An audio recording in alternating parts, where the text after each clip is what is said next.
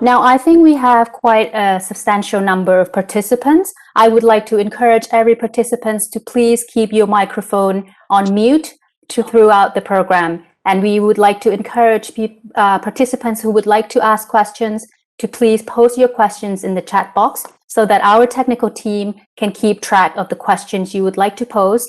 Or if you would like to make questions by microphone or speaking, you can also use the raise hand function in our WebEx interface as well. Now, without further ado, I would like to start today's session by relaying a video message from Her Excellency Ms. Usana Piranon, Director General of the ASEAN Affairs Department at the Ministry of Foreign Affairs of Thailand, for her opening remarks.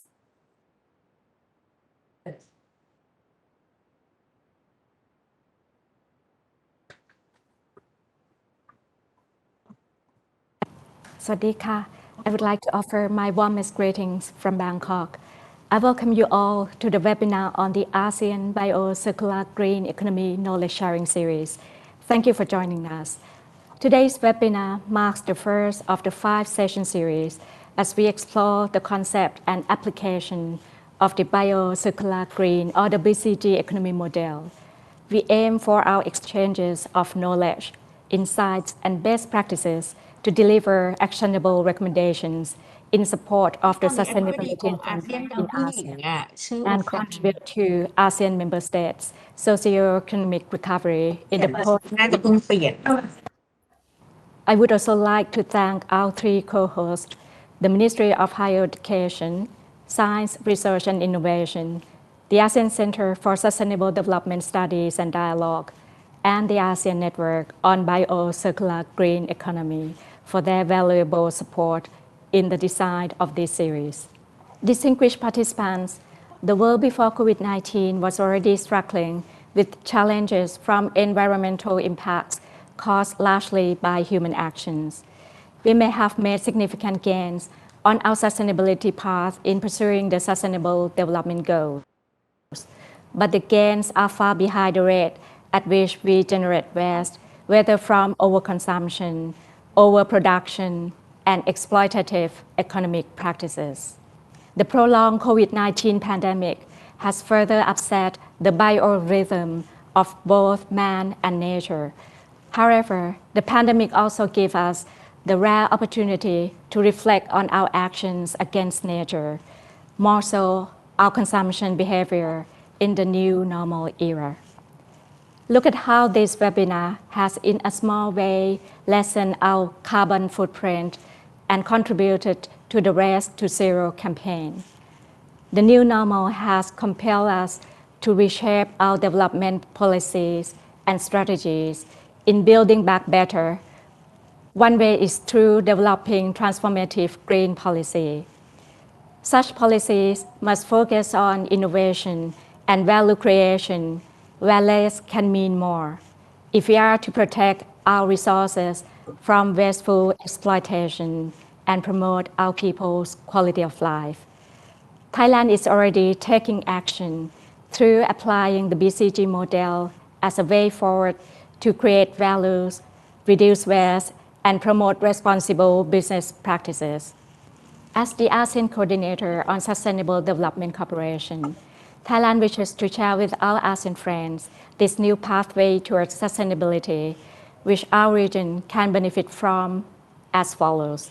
First, the BCG model aligns with many of ASEAN member state development policies.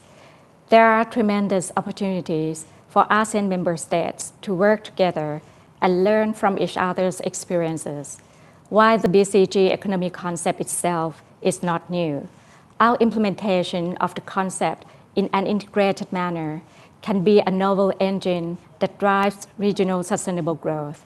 Second, the BCG economy can be one of the focus areas of cooperation with our external partners through sharing of best practices and transfer of technologies in various areas such as sustainable agriculture, bioenergy, manufacturing, sustainable tourism, as well as R&D on future industries ranging from biopharmaceuticals to infrastructure connectivity for electric vehicles. Third, the BCG economy can reinforce and contribute to strengthening the ASEAN community that is truly green and sustainable and leaves no one nor the environment behind. Sustainability has been a strategic priority for ASEAN and will only continue to gain prominence as we strive to rebuild competitive economies post-pandemic and advance a more balanced and sustainable growth. Distinguished participants, today's session will not only provide an opportunity for us to understand the rational objectives and focus areas of the BCG model, but more importantly, we will hear from practitioners on how they turn the concept into actions. We have with us prominent speakers from various sectors, ranging from the National Science and Technology Development Agency of Thailand, private sector, and startup community representatives, social enterprises, and civil society. As the APEC chair in 2022, Thailand hopes to drive the BCG cooperation in the region and beyond with the support of our partners. I hope that this webinar series will prove beneficial and inspirational for all participants in driving the sustainability agenda in ASEAN. It is a small step we each take that will ultimately shape the path towards the future we all want to see. And I am confident that with our concerted efforts, ASEAN will be on the trajectory towards becoming a greener, more sustainable, and inclusive community for all. Thank you and ขอบคุณค่ะ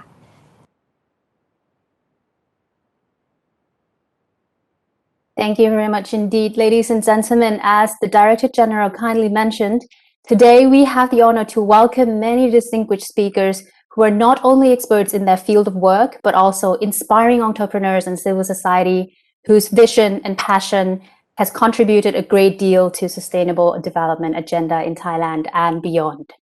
Now, let us all welcome our first speaker, Dr. Lily Vilaijit, Vice President of the National Science and Technology Development Agency of Thailand, who will spell out for us in details the rationale and potential contribution of the bio-circular green economy concept as an alternative development strategy for ASEAN.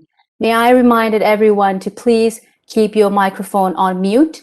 And at the end of the presentation by Dr. Lily, there will be time for Q&A as well. And may I encourage every participant to please post your questions in the chat box below. Now, without further ado, Dr. Lily, please, you have the floor. Thank you. Thank you for the introduction. And it is my great honor to participate in this event. So can you hear me okay, right? Yes, we can hear you okay. Thank you very much. Thank you. So today I would like to share with you Thailand's priority agenda on bio-circular and green economy, or BCG model that has been declared the national agenda by the Thai government for sustainable development and post-pandemic recovery. Next, please. So BCG comprises of three components, that is bioeconomy, circular economy, and green economy.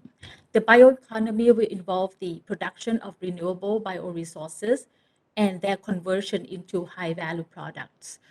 The circular economy will aim at renewing usage and hopefully perpetuating the usefulness of resources. And the green economy will keep the economic growth, societal, and environmental well-being in balance, leading to sustainable development.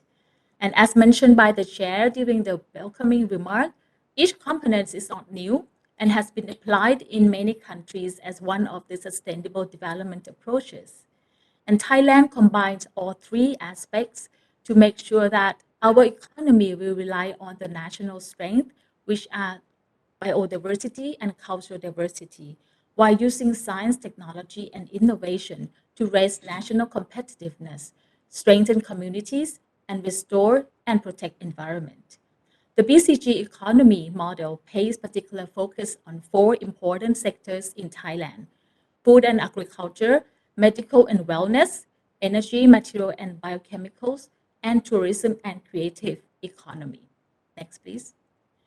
So BCG is in line with Thailand's 20-year national strategy, and it certainly enables Sustainable Development Goals or SDGs through the promotion of sustainable agriculture, clean energy, and responsible consumption and production.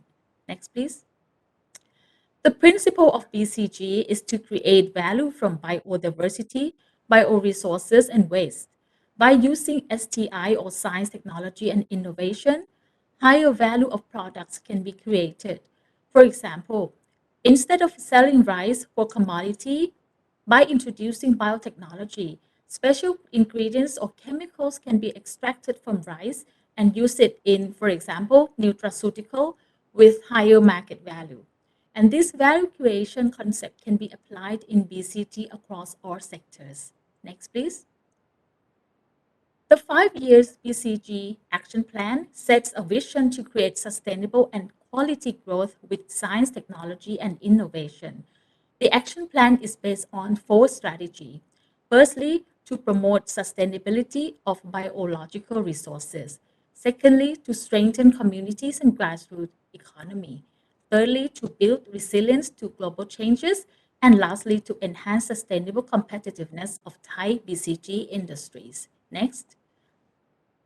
As BCG model involve all sectors in the society, including public, private, academic, and research, a community and international alliance.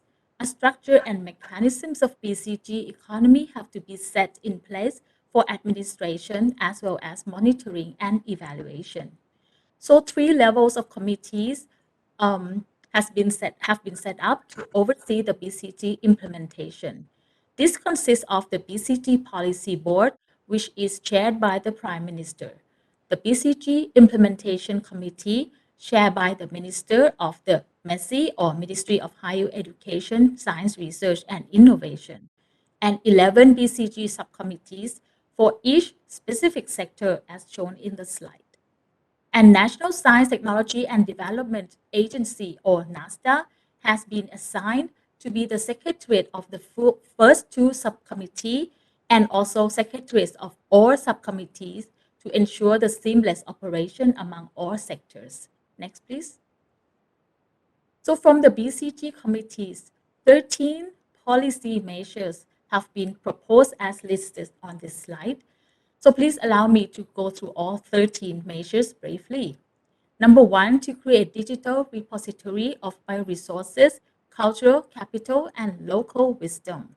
Number two, replenish national resources. Number three, to develop BCG corridor by building a regional economic corridor. Number four, to transform agricultural system to produce premium and safe products, increase farmers' access to knowledge and technology, and promote sustainable agriculture. Number five, to improve quality and safety of street food and with technology and good hygiene practice. Number six, to build a bio-based economy to develop and produce high-value products such as functional ingredients, biochemicals, drugs, and vaccines. And number seven, to create demand for innovative goods and services with the government procurement program, tax and investment incentive, and instruments such as carbon pricing. Number eight, to promote sustainable and green tourism. Number nine, to promote the development and production of sustainable goods and services with green technology and circular design. Number 10, to raise the standards of products and services. 11, support BCG startup. 12, to develop manpower to support BCG model in all levels, from grassroots to startup and deep tech. And lastly, number 13, to promote international collaboration in all facets, including knowledge creation and talent mobility. Next, please. We expect that with BCG model, it will make significant impact in four aspects, namely sustainability of resources and the environment by reducing natural resource consumption and greenhouse gas emission, socio-economic prosperity by improving income inequality, health and quality of life, and energy security, sustainable economic growth by raising economy value of the BCG industries with high value goods and services and more income to the grassroots. And lastly, self-reliance by enhancing skills of our workforce, creating more startups and innovation-driven enterprises, and improving technological self-reliance. Next, please. Now, I would like to take this opportunity to show you some investment and activities that Thai government has been carried out to support the BCG economy agenda through activities carried out by several government agencies as well as to the support from private partnership. And one of the large infrastructure to support BCG is a science park called the Eastern Economic Corridor of Innovation, or EECI.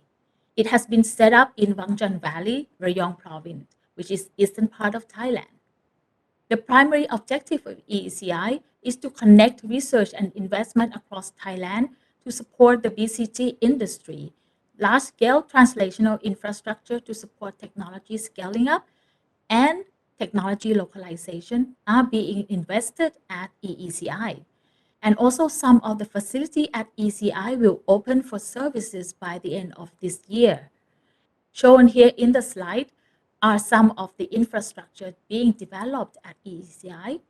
For example, biorefinery pilot plant, plant factory, smart manufacturing center or SMC, and alternative battery pilot plant for non-lithium specialty battery. Next, please. So one of the facility at EECI that support bioeconomy of BCG is biorefinery facility. It will support BCG as an open platform for scaling up and conducting the techno-economic feasibility study.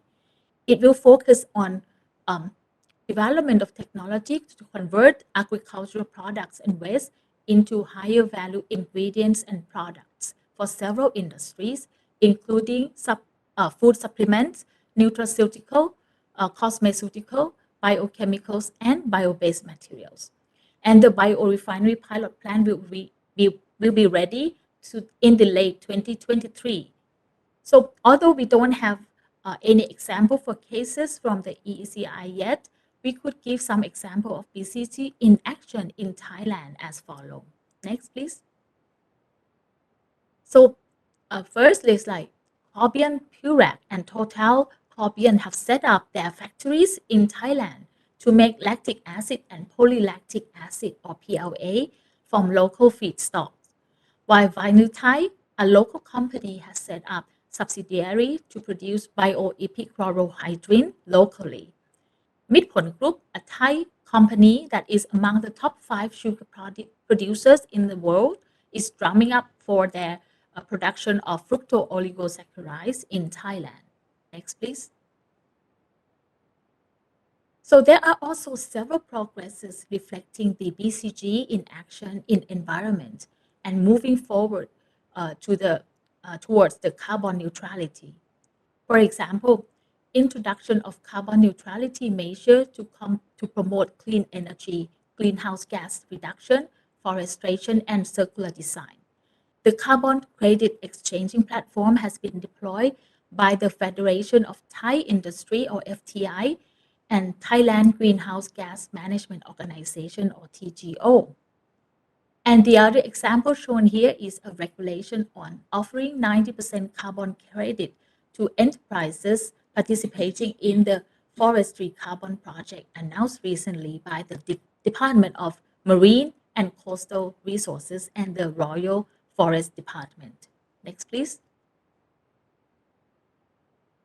In the area of agriculture, BCG Subcommittee on Agriculture and the Ministry of Agriculture and Cooperative promote the transformation of agricultural system to embrace BCG concept.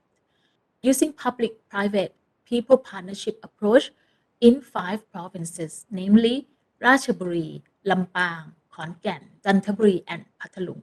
Model have been applied to sugarcane, coconut, pig, and cattle. Next, please. So in terms of international collaboration, BCG has been one of the great agenda of international activities. This is mainly because BCG action is one of the key elements to drive the Sustainable Development Goal or SDG. It is also in line with several trends of many countries. For example, EU Green Deal, Green Growth Strategy by Japan, carbon neutrality pledge by US and China. And when we look at ASEAN member states, we also realize that most ASEAN member states already embrace the sustainable concepts in their national plans. For example, Singapore Green Plan 2030, Malaysia's National Green Technology Policy, Philippines' National Climate Change Actions, and so on. That means that ASEAN is heading in the same direction, which is to preserve our environment, initiate active measures to promote green growth, and using STI to convert our biodiversity into high-value product, which is also safe for our environment. It is therefore timely to set up an initiative under the same goal for ASEAN to ensure that together we could have efficient and resilient development plan. Next, please. We therefore propose a formation of ASEAN BCG network, which essentially a coalition of public, private, and non-government organizations in ASEAN with strong interest in bio, circular, and green economy. The network itself aims to strengthen ASEAN capacity in research development and technology diffusion to enable the adoption of applicable technology for sustainable development. The network also serves as a gateway to catalyze collaboration within ASEAN and with other regions in research, technology demonstration, technology localization, and potential commercialization on BCG. Next, please. So for the activities, we will focus on introducing the BCG concept and set up the platform where we could share and exchange our knowledge and experience to achieve sustainable development goals. The ASEAN BCG platform includes website, meeting, and various project activities and events. The network will also focus on the capacity building and technology sharing via workshop and showcases. The joint research project and share facilities could also be enabled through this network. Next, please. And also, we expect that the ASEAN BCG network will benefit not only just researcher and innovator, but also to business sector and also policymaker. And ASEAN BCG network has already been endorsed in the ASEAN Committee on Science, Technology, and Innovation, and also in the ASEAN Informal Ministerial Meeting on STI in 2021. Since then, several activities have been conducted, including the BCG Knowledge Sharing Platform Forum, and the official launch ceremony of the ASEAN BCG network, as shown in the slide. Next, please. Okay. BCG is also a focus of other cooperative networks, including APEC, or Asia Pacific Economic Cooperation. As you may aware, Thailand is now the host of APEC meeting, which focuses on trade and investment and economic and technical cooperation. And the theme of APEC 2022 is Open, Connect, and Balance, which consists of 5 strategies and 3 key points listed here. And Thailand is also planning to propose the BCG, Bangkok Goal on BCG, which is focusing on climate change, mitigation, sustainability use of resources, STI, and human resource development. So there are several promoting BCG in APEC 2022. For example, recently NASDA, Ministry of Higher Education, Science, Research, and Innovation, or MESI, and Ministry of Foreign Affairs held APEC 2022 SCE Policy Dialogue under the title Understanding Biocircular Green Economy Model for Strong, Balanced, Secure, Sustainable, and Inclusive Growth in Asia Pacific on 22nd of February this year. And the dialogue focused on 3 areas: agriculture and food system, energy efficiency and resilience, and resource management and creative in the economy. Next, please. And also, if you missed the one in February, we still have another chance, because in November this year, NASDA and MESI will hold another APEC event, so-called APEC BCG Business Forum.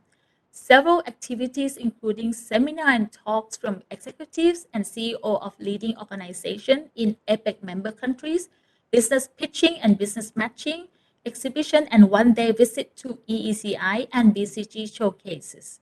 So we welcome not just organizations in APEC member countries, but those from all countries who are interested either to learn more about BCG or exchange their BCG expertise or showcase their products and services related to BCG and sustainabilities to participate in this APEC BCG Business Forum by joining several activities as mentioned. Next, please. So finally, I would like to conclude my talk with this slide. I have to credit Professor Yonghyut Yuttawong, our former Deputy Prime Minister of Thailand, for coming up with the great idea to show the relationship between BCG, SDG, and ASEAN. So basically, BCG economy model is an action plan to move forward with the UN SDG, or in the other word, BCG could be an action plan to drive the UN SDG to achieve their targets. For example, B or bioeconomy could support the goal number 1, 2, 3, 6, 7, 9, 12, 13, 14, and 15. And C and G could also drive other goals as shown here. So together with ASEAN member countries, we could drive number 16 for the peace, justice, and strong institution, which ASEAN is the greatest example. And number 17 for global partnership. So we could work together to tackle our current global challenges. Next, please. So finally, if you are interested to learn more about BCG or interested to be a member of ASEAN BCG Network, please feel free to contact NASDAQ International Collaboration Office at info@nasdaq.or.th for more details. So thank you very much, and I will be happy to answer any questions you may have.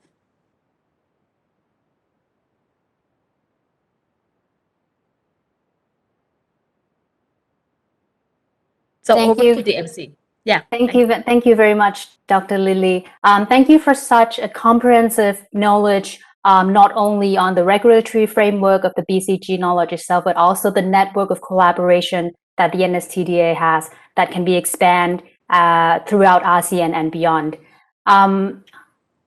I would like to allow some couple of minutes for participants to ask questions. I was wondering whether anybody has any questions to pose for Dr. Lily. You can either post it on the chat box, or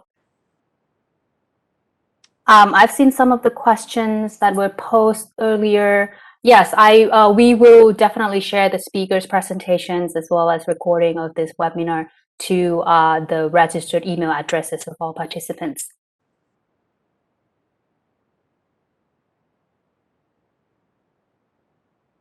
Yep. I see there are no other questions posted in the chat box, and so if there are no other questions at this stage, I would like to thank you very much again. Oh, I see a hand raised.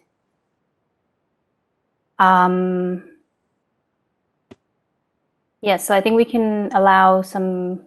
We definitely have some time for questions. So if you could raise your hand, then we will open the microphone. I've seen the hand raised from Kun Apichai. Kun Apichai, please, if you could unmute and make questions, if you would like. Yes. Can you hear me now? Yes. Okay. Thank you very much, Dr. Lily, for your very informative presentation. I happen to work for ASEAN before, so I know a little bit about the ASEAN, structure and everything. Okay. From what I understand, you are now actually, even the working group, right, on the BCG is more or less anchored under the COS, right? The science and technology sector, right? But I don't know to what extent is this also going to be linked up with several other sort of relevant sectors, as far as I'm concerned. For example, there's also an ASEAN Environment Committee called ASON. And of course, they are also working on BCG and the like, right? And there's also an ASEAN Institute for the Green Economy, which is set up in Myanmar. Okay, although I don't have too much detail on what exactly they have been doing, but the name itself, Green Economy, certainly would fit into BCG, I would suppose, right? And then finally, there's also, there's already an ASEAN framework for the circular economy, but it's for the AEC, or the ASEAN Economic Community, which was adopted at the end of last year by the economic sector side. So I was just wondering, how does the activity of what Thailand is trying to propose fit in with, this overall ASEAN framework, because there's already one there. And of course, you know about the ACSDSD, the ASEAN Center for Sustainable Development Studies and Dialogue, which is already being set up. And then soon I heard that there will be an executive director appointed to head that. And I understand that the EU, the European Union, has been trying to set up an ASEAN circular economy platform through the ACSDSD. So I guess, in short, how all this going to gel or not? There are many sort of pieces in the jigsaw. So how are we going to put all that together? And how does what you are presenting, or the working group on BCG or any other players going to collaborate together so that we all move in the same direction, we will advance BCG in ASEAN? Thank you. Thank you very much, Khun Apichai, for your very interesting questions, and that also shown how knowledgeable you are in ASEAN. And actually, we are very new in terms of set up as the network in ASEAN, but we also work for quite some time in ASEAN, and we learn already, as you mentioned, that there are a lot of tools and bodies that are related to the sustainable development, not just only in COSTI, but also in other, pillars of ASEAN. And to answer your question very shortly, I think we are very open to work closely with other bodies in terms of sustainable development and promoting the capacity building in ASEAN. But of course, we focusing on science, technology, and innovation, but we can also support other pillars as well to promote the sustainable development in ASEAN. And I think one of the great example is today's event, because this is the first time that ASEAN Center, we work with the ASEAN Center, ACSDSD, together with ASEAN Network on BCG. So I think that's one of the very great example on that. And I think that's it. This is the first events, and there will be more to come in the future. Yeah, so basically we are very open to work with everyone. Thank you.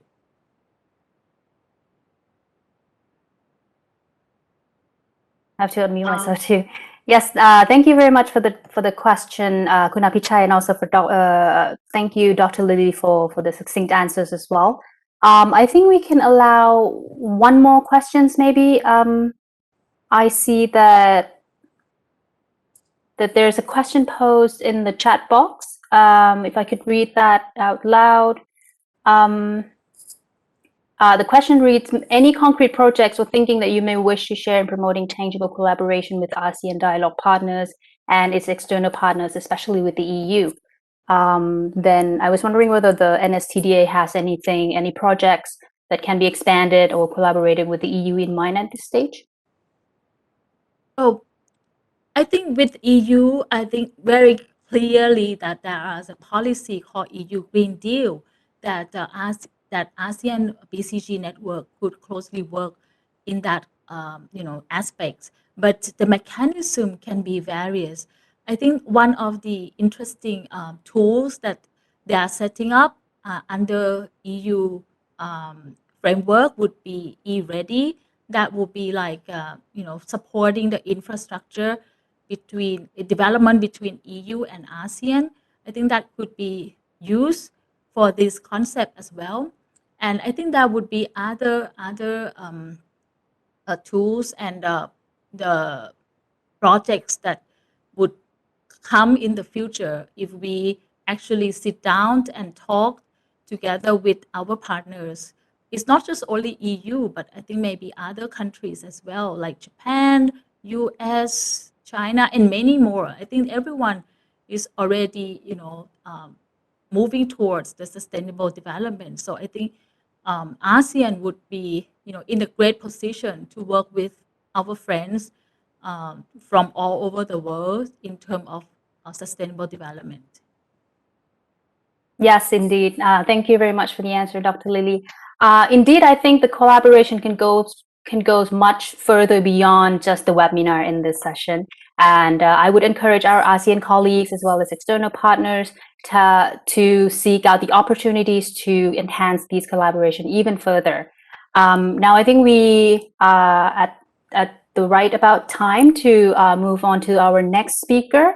And I would like to touch on a little bit on what Dr. Lily has succinctly pointed out as well, that the ASEAN Bio-Circular Green Economy has put strong emphasis on technology and innovation, of course, in transforming the country to a value-based and innovation-driven economy. And of course, the public sector has very, very important role to play in setting the national agenda, as well as providing the necessary regulatory framework to enable such transformation.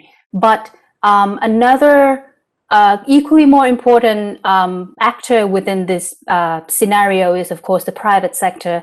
And especially when it comes to technology and innovation, especially, of course, we have to mention the startup community who have increasingly becoming indispensable in driving forward such innovation and transformation of the economy. And today we have the honor to hear from one of the captains of the startup community in Thailand. Let us all welcome Dr. Panachit Kittipanyangam, CEO of Z-Trust and former president of Thailand Tech Startup Association. Dr. Panachit today will share with us his perspectives on how innovation and startups can help support the implementation of the bio-circular green economy model, as well as contribute towards sustainable development. Dr. Panachit, please, the floor is yours. Okay, thank you very much. Okay, allow me to share my slides, screen. Oops, okay. Do you see my screen clearly? Yes, we can see it very clearly. Thank you. Hi, everyone. I'm Panachit. I'm CEO co-founder of Z-Trust and a startup ordering on the AI transforming document from paper into the database. And I used to be ex-president of Thai Tech Startup Association. Today, I think let's talk about the perspective from the startup point of view that we are talking about the BCG. Let me recap BCG from my perspective again. We know that the bioeconomy, we are focusing because we have a problem of limited natural resources, but we have a growing population each year and each day. So the question is, how do we secure the food supplies, right? So we think, okay, with this one, how do we create a fewer inputs and create more outputs, right? With less environmental impact for the foods creation. Because clearly this one, you need some technology to make it possible. Next, when we talk to the circular economy, we found that the problem is the waste increasing each day. And how do we reducing waste? So we come to the solution that what if we could maximize the lifespans via new model of production and consumption? From this point of view, we create a lot of new materials, a lot of new technologies to tracking in digital. And this one, we may need technology driven with new business and economic models to work on. And when we move to the green technologies, we talk about that current economic models creates a lot of problems in society and environment. How do we change the behavior of demand and supply to make sure that we are reaching new economic models that create some new rules and norms to reward some behavior and punishing some others to make sure that we're gonna have some harmonies in society and environment in the future. So when we talk about the green economies, it's roughly quite broad because we're talking about behaviors, we're talking about new economics and business model rather than technologies. But when we combine all BCG all together, we can see that if we would like to create some sustainability, the end goal, we need something to change the behavior of the people. Using new business or economic model to create some changes. And this one could be enabled by technology because without technology, we may do the same thing with the same efficiency or effectiveness. And we cannot create some new things without technologies nowadays. Because at least technologies like digital can help you make everything at scale. If you make something right, you can make that thing right impact at scale. But if you make something mistake, you also create some mistake at scale as well. So with this thinking, I come up with the idea that that's why the way of thinking or the way of using startup is quite interesting. Because startup create many change. Imagine when nowadays when you go, you take photo, you post on the Facebook. When we chat via the messengers, WhatsApp, Lines, and when we take photo, we change the behavior of using technologies, and we change behavior. That means technology itself, when they create some economic or business model, they change some behavior. Some people make you addict to that activities. So once you change behavior, you can lock to that new business model and you can change. So with this one, we need some kind of way of startup like Steve Banks said, because startup is a temporary organization searching for repeatable and scalable business model. So what startups are good at? We are good at searching a new business model and new behavior to make people change and come to our models to make it feasible. So this is the way of the startup thinking. And we have a lot of startup coming up. Like I think I just learned that today you're gonna learn about Molo, so I won't talk about it more. Molo is just a startup creating like they use a surplus fabric from quality garment factory and bring them to create a new market, like even fabric market, made to order products, and they join with a lot of corporates. So Molo, when they work with corporate, they also can create a lot of impact because big corporate have a lot of money, can access to a big market. So they can help to scale the Molo and make the impact of recycle or bring up using the fabric at the maximize the value of them bigger. Gap is a Thai startup manage the waste. They use the digital technology and help your organization and individually manage the waste on the digital data and manage that data. So Gap have an apps and record and service to recycle and separate the waste. They work with a GPSC and big corporate as well, and now they're working with PTT to make sure that a lot of corporate have some information of the data of their waste and manage it and can impact the community surrounding them. When we talk about the digital technology, not only that managing data and create some new business model, but digital can improve more like this listen field. Listen field, they use a multi-spectral visions to manage, do the crop modeling, to precise farming boosting, and then create a lot of return for the financial for the farmers. Likewise, Recode, they have farmer apps and Recode X to make sure that farmers can make sure that they can produce ads with the data in their hand and they can get support financially. Going further, we have even advanced like in algebra. They use the technology to produce aquacultures.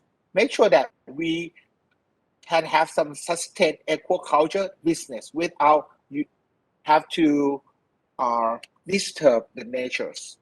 So they can maximize counting and make sure the efficiency of each farm, so aquaculture can manage in their hands.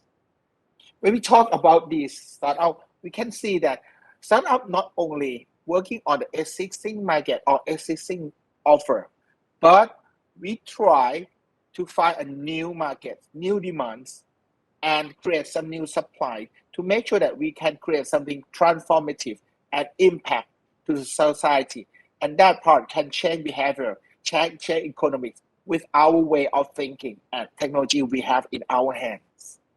So the way that startup is working is we don't know, because when we talk about the new demand and new supplies, there's no really answers and there's no one knows the right path.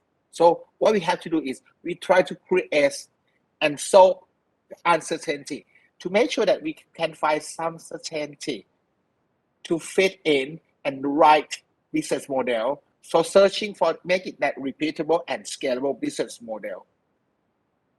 So with this part, we need some funding from the investor to make sure that early stage we can get the right money and the investor can get some good return when we success.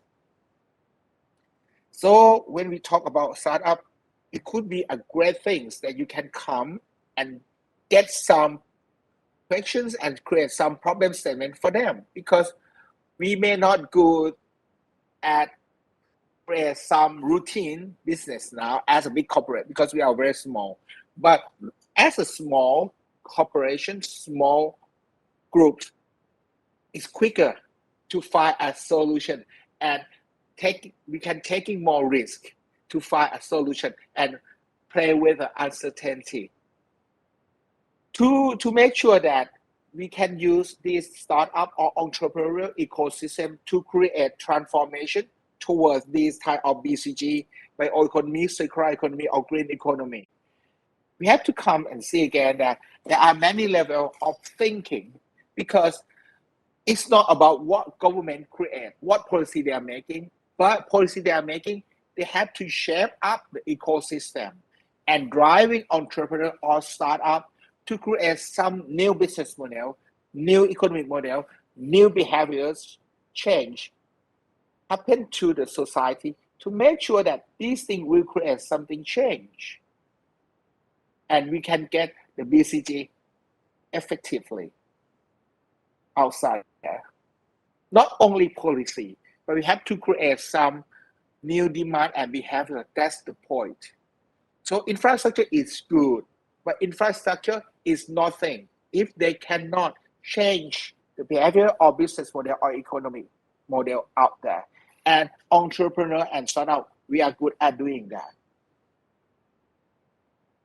The first of things that we have to think about that if we would like to change and transform something today to the future, and government, everyone thinking that we need BCG, the question is, are we sharing the same vision to create the actions? Sometimes government has some visions and always demand people to do some actions they want to. Are they right things that the thing the government thinking is the right things to do and to change? Because government may not used to search or do some business model change. So it's something alignment between entrepreneur and government that we have to work, share vision and share action from the big picture to the micro level. And with the micro level, government's going to be a very big part to play, because startup itself, they can create and play around with business model and economic model with technologies in their hands. But without specialized investor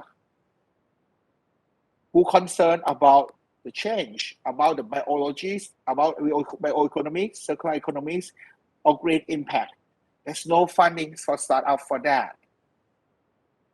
And without established corporates to come and use startup, as I mentioned before, we cannot see the big impact because corporate can access to the big market. So one startup can plus with the help from the corporates, we can make it at scale. And the most challenging part is entrepreneur is good at validating business model rather than producing new scientific knowledge. How can we help university and research institute to link these technology to the startup? For startup can get something more impactful technology rather than digital. So with this one, we can go further rather than business model, but we can change the things with my own economy and circular economy clear, like recycling materials or effective new food ingredients or biodiversity management or more understanding in the natures. For example, we have meat avatar. Meat avatar is a plant-based meat. They create a very good thing and they have been invested, work with midpoint. So this is the way that corporate can work with the startup and create some impact. Increbio is a startup. They are using technologies spinning from Chulalongkorn University. It's one of the breaking and fast breaking technology. They create a new generation of fruit juice. They use yeast to reduce some sugar from the fruit juice and make sure that they create some healthier fruit juice. So during the meantime, every government, they reduce the sugar, they increase the sugar tax, right? To make sure that people consume less sugar for a healthier.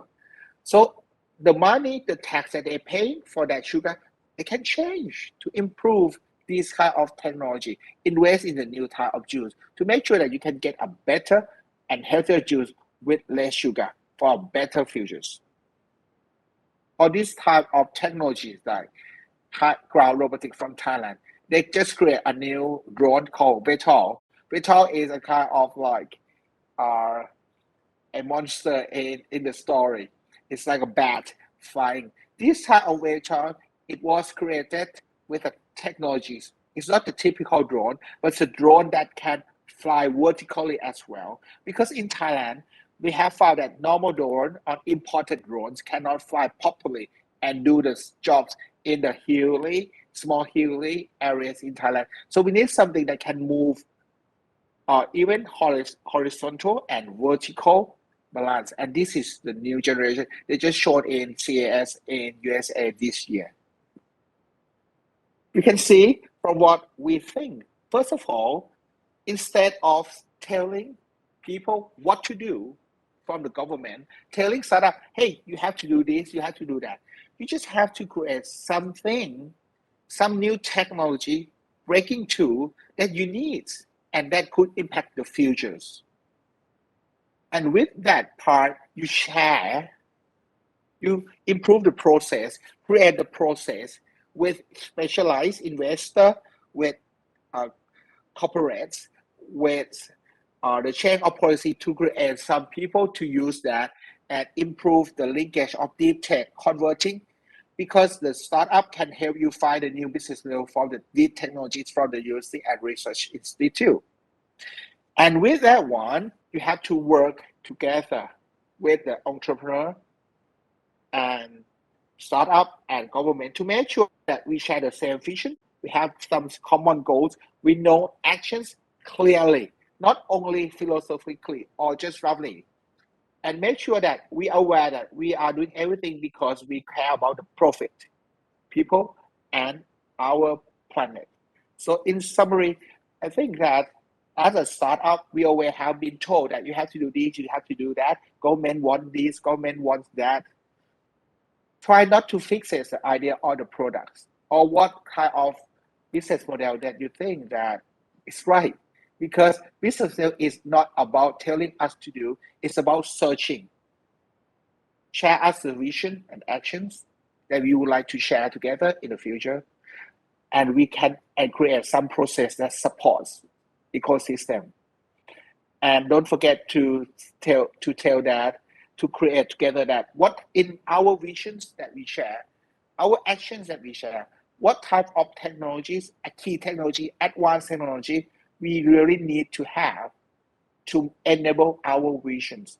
And with this thing, I think we can support, and then we can, together with entrepreneurs and government, we can create and transform our society with the technology driven to by our startup creating economic and business model, and hopefully we can see a new change of behaviors and hopefully a good future in society and environment. Thank you very much. Thank you very much indeed, Dr. Panachit. May I now open the floor to questions from participants? If you would like to post any questions, you're welcome to do so by posting it in chat box or raise your hand, and we will try to engage you into the conversation as well.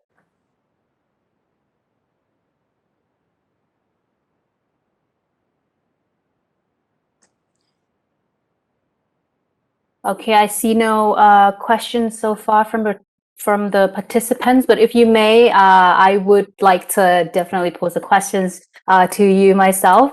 You mentioned the importance of creating the environment enabling startups to actually be able to work together with corporate venture capitals in order to drive such technology transformation.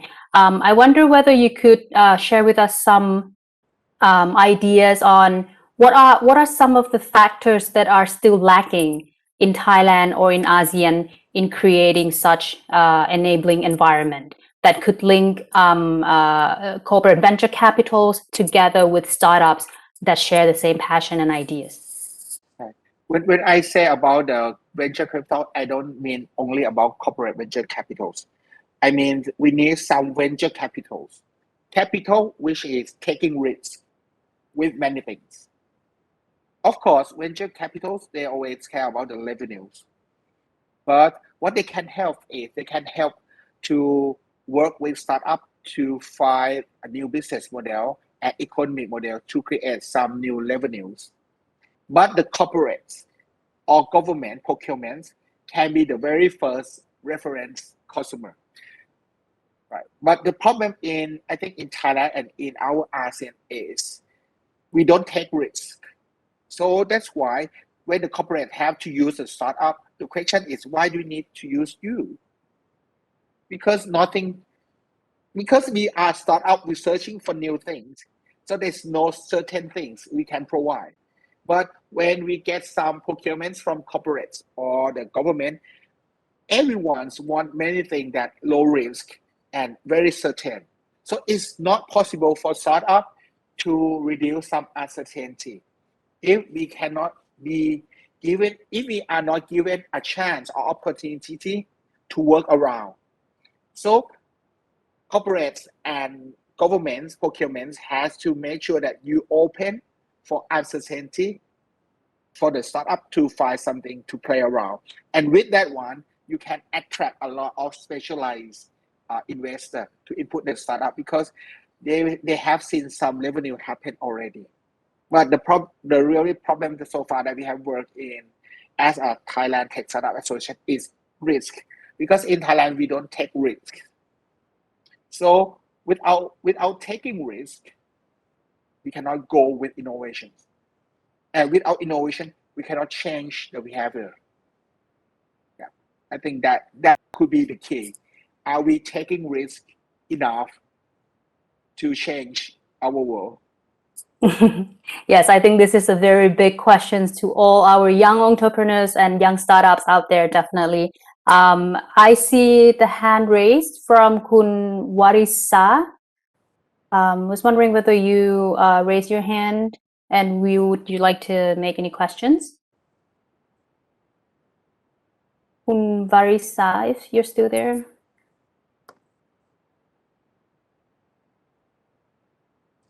Okay, if not, we may pass on to Kun Apichai, who has also raised his hands, and if you would like to make some questions, please. Yeah, can you hear me? Yes. Okay. Thank you very much, Dr. Panachit. Also very informative, especially from the startup, angle. But as you know, most of the industries in ASEAN, I would say at least 80 or 90% statistically are SMEs, right? and which are usually lack of capital, lack of technology, lack of human resource, you name it, whatever the big ones have, they usually don't. So I guess the big question is, and since they're employing so much people, right? The SMEs are by and far actually the largest employer of people in the industrial sector. But somehow, if they're hampered by these constraints, so how do you think you would overcome? And don't tell them that, oh, please be risky, because they're already at the very rock bottom. They cannot afford any more risk. So how do you then? I mean, I agree with you that we have to take risks on some of this innovation. So how can we find an ecosystem that can help these poor and less endowed, entrepreneurs, or even SMEs to be able to, take some risks, provided there's some insurance, a buffer to protect them if it doesn't succeed, and then be able to, what do you call it, jumpstart. Otherwise, they will never, they will always be behind. So is there another way to try to speed up and sort of fast forward for them? Thank you. Thank you for your question. That's why I say government has to play something, because you cannot grow rice when the community wants to eat bread. Because when you grow rice and community you eat bread, how do you sell rice? So you have to make sure that the demand supplies are there. So government cannot say that, hey, you grow rice, you grow this, you grow that, but finally no one needs that, because the real come from the market. So with that one, I think the SME itself, and not only SME, even startup, the source of capital that we can afford is only loans, and loan is not high risk capital. The reason that they cannot take risk because the capital they get is not a risk capital. So they cannot think about anything that could be a riskier than what they are doing. You can see that statistically in Thailand, we don't have a lot. Actually, we don't have any risk capital at all. Only chance that you can get support is loans. Mm-hmm. Only risk capital that you can get is lottery. Right. Because I think we have to accept that everything driven by capital. So if government cannot subsidize risk capital in the ecosystem, even SME or startup, we cannot change. So that's why we support only the low risk capital in Thailand. So once high risk capital come in, that means they have a chance to lose. So if you want to attract them, you have to create environment, make sure that they have a better chance to win. And that is the role of government to create environment with this, right?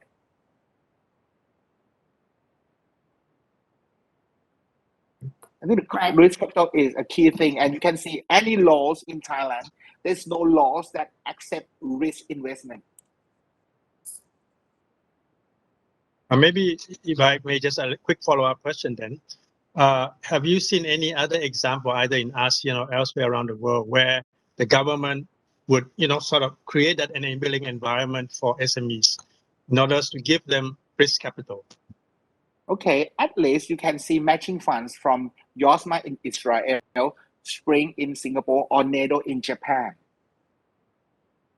These are the early stage investment for the risk capital that government creates for more than 10 years. They create this kind of program to make sure that they are attracting more risk capital into their countries. So YOSMA, maybe we can Spring, and NATO, yeah. Or maybe you're saying some, like Singapore has something like that, right? So maybe Yes, they can Spring. be the example or the leader or whatever somehow to guide the rest. Yeah, Hopefully. actually Thailand we have like TED Fund, we have like NAA, but as a Thailand budgeting and a lot of rules of the government, that part seem to be like crippled a bit and disable the way of matchings. Yeah. So it doesn't work like the way that YOSMA or offspring or they don't work, because even government budgets, they are not a risky capital. You can give it for free, or you have to get some return. That's it. You cannot take risks with them. That's the type of the budgeting of the Thailand budgets. So you cannot do other things as well. You have to be locked. You have to give it for free with some certain reasons, or you have to get some return. You cannot taking risk. That's a problem. Yeah. Okay, we have to change mindsets. Yeah, basically. Yeah, regulations and many things. Yeah. Anyway, thank you for your information. Thank you. Thank you very much, Khun Apichai. Thank you, Khun Apichai, for such interesting questions and also the answer. We definitely have a lot to think about, and definitely the change in behavior is one of the most important factors that would drive the Sustainable Development Agenda forward. Now, I would like to move on to our next session, and thank you very much, Dr. Panachit, for the presentation. Thank you very much. Previous session, ladies and gentlemen, in the previous session, we have heard not only the details and gain some understanding of the biocircular green economy concept itself, but we have heard also the perspectives from the private sector, from the startup community, in how we can work together, public sector and private sector, in moving forward such important agenda. Now, as the title and theme of this webinar suggests, we are here also to learn how we turn the concept and the perspective that we have heard and we have learned previously into actions on the ground. And in this next session, I am joined by Mrs. Chadwadi Jindawong, Director of the ASEAN Strategy and Cooperation Division from the ASEAN Affairs Department, Ministry of Foreign Affairs of Thailand, who I have the honor to pass on this baton of conducting this webinar to. Director Chadwadi will be the moderator for the next session. So without further ado, over to you, Director. Thank you. Thank you. Oh, let me once again express my appreciation to the two previous speakers, Dr. Lily and Dr. Panachit, for their very insightful and informative presentations on the BCG model, both from the public sector perspective and from the startups perspective, as well as for the questions posed during the first session, which made the session very interactive. I believe now we have a clearer picture as to what is BCG economy model and how it can contribute to SDGs and sustainability agenda and help with our post-pandemic recovery efforts. This session aims to unpack the concept outlined by the two previous speakers to show how the BCG economy model can be applied in practice and how various stakeholders can play a role in this alternative development approach. We have the honor to welcome several distinguished speakers to our panel discussion today, who are from different sectors that have manifested outstanding work in relation to BCG economy and also on sustainable development in Thailand. This session will be divided into three parts, illustrating the role of the government and research institutions, the role of the private sector, and the role of the civil society, while also demonstrating best practices in the three axes of the concept of bioeconomy, circular economy, and green economy in an integrated and complementary manner. After all the speakers have made their presentations, I will open the floor for Q&A, and please leave your questions in the chat box anytime during this session.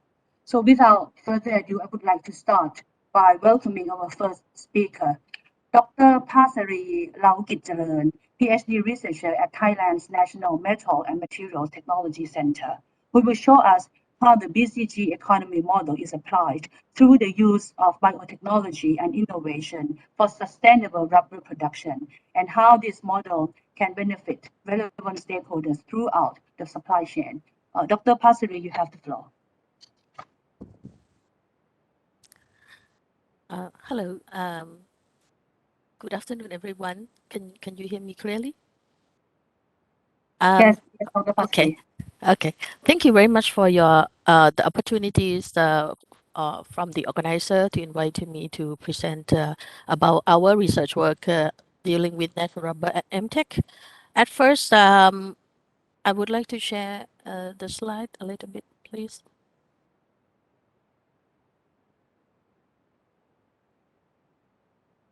Okay, so today I would like to share with you about the value added innovation for sustainable rubber production. And of course, I'm from MTech, NASDAQ, Thailand. First of all, may I ask the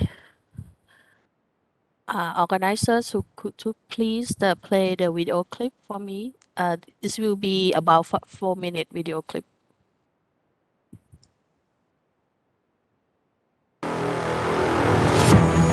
Value-added innovation for sustainable rubber production. The ASEAN region is one of the world's richest regions in natural resources and biodiversity, and one of the world's main producers of rubber. Rubber production from Southeast Asian countries together account for over 70% of the global rubber production.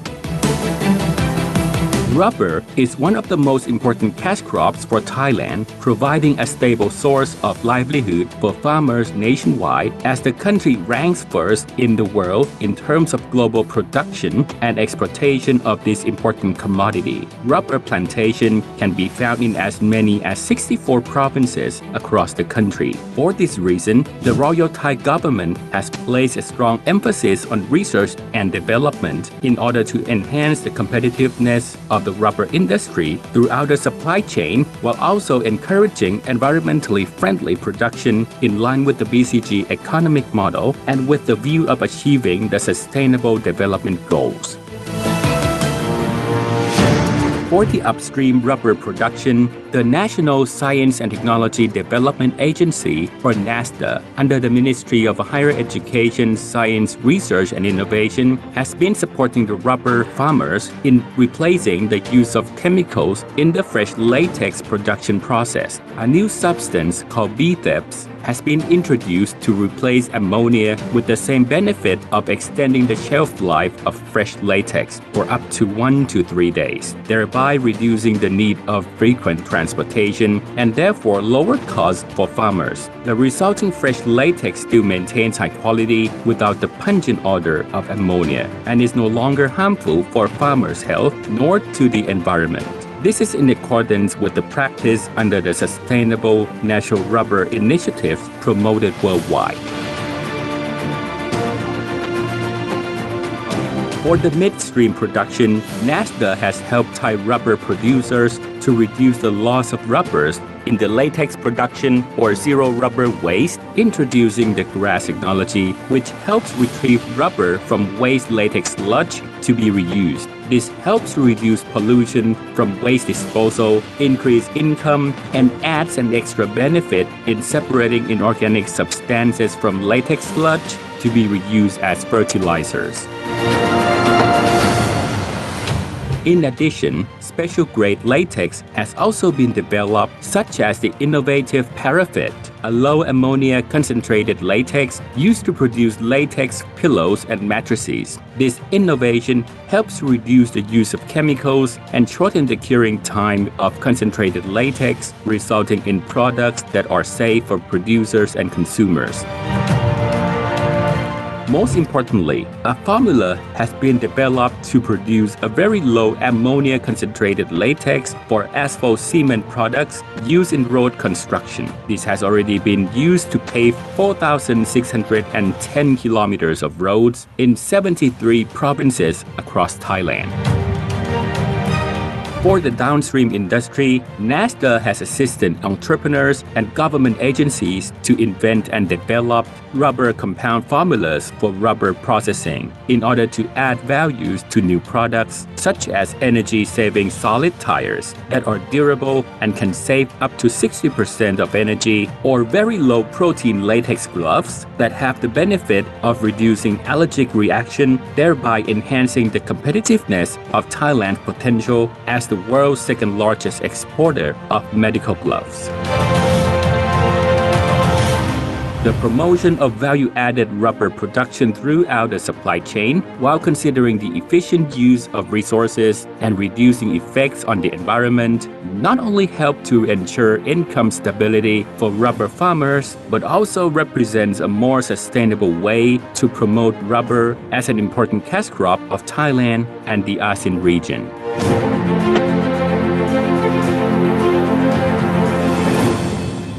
Thank you very much.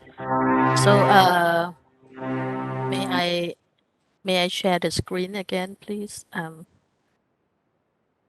Those are some example of our research work that dealing from the raw rubber to the rubber product. And now let me share with you a bit more of the example of our research work that dealing with rubber. This one is also about revolution system for rubber sheet production. As we know that today theme is dealing about BCG economy model. And of course, ASEAN is one of the largest rubber production countries in this area. Challenges in rubber production is listed like high production costs, rubber shortage problems, depending on individual expertise, inconsistent rubber quality, inefficient energy use, and of course, wastewater production. For these challenges, we need to attack and try to solve these challenges to comply with BCG campaigns and also SNRI that mentioned in the video clip and FSC. So we introduced the revolution system for rubber sheet production with green technology, starting by using fresh latex. And then when we adapt the automatic coagulation machine, that we can reduce the water use in the system and then apply the advanced drying process, and we get the new type of dry rubber.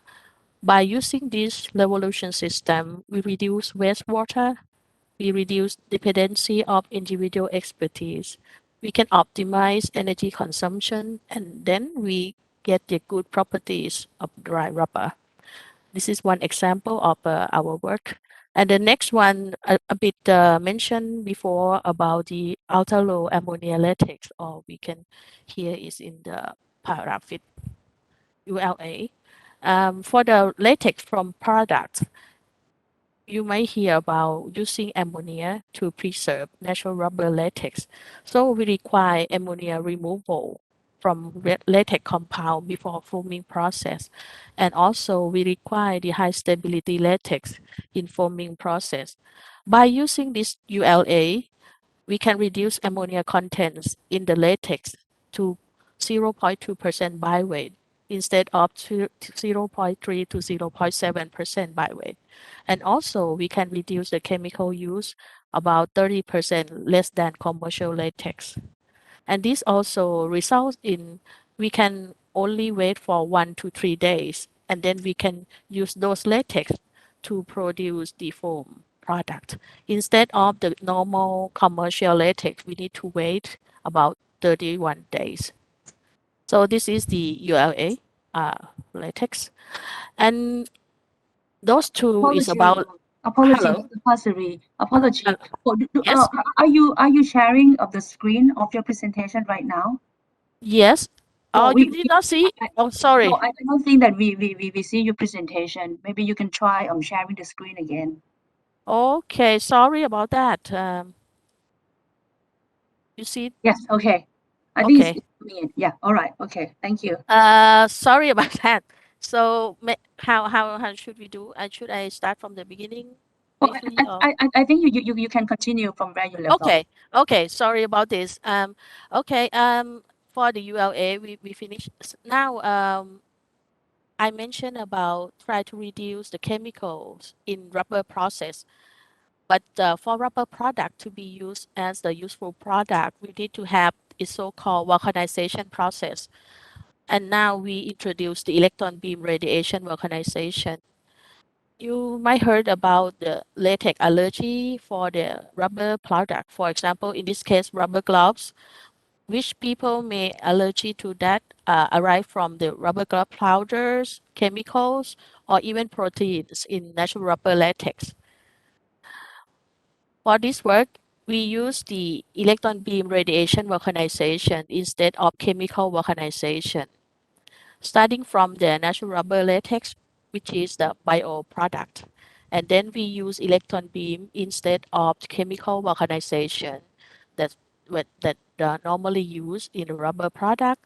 So we use no toxic chemical, and we use green energy, which is the electron beam, and then we can obtain the green hypoallergenic products. So this is also another work of our group. And the next one is about thermoplastic natural rubber. Of course, BCG, we have circular also economy. Circular is also try to make use of the resources. For these techniques or technology, we mix natural rubber with thermoplastic, and using the compounding machine in this work is also a twin screw extruder, and then we get the so-called thermoplastic natural rubber pellets. And we can also shaping it into the product by using plastic machine. For this one, we can get the product that rubber-like properties, but also recycle as plastic. So this is the process that showed the upper one, we show the normal rubber production process. Then we need to mix rubber with curing agent and chemical additives.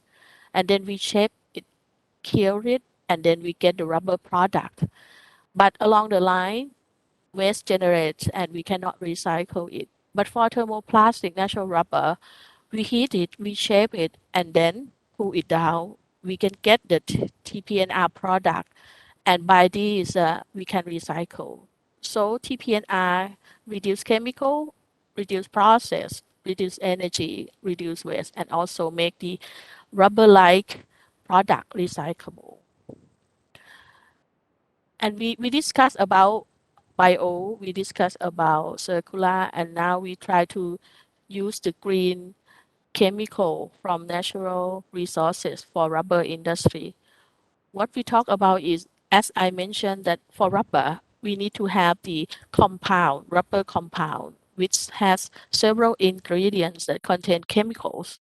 For example, activators, antioxidants, accelerator, or even vulcanizing agent. And these can cause some toxic. So this group, we try to find the natural derived chemicals that perform by these antioxidant accelerator or vulcanizing agent, but from fruits, leaves, and roots instead of using the chemical. So in this example, we use the ingredients that we derive from natural resource and get the secondary accelerator replacement for rubber band industry.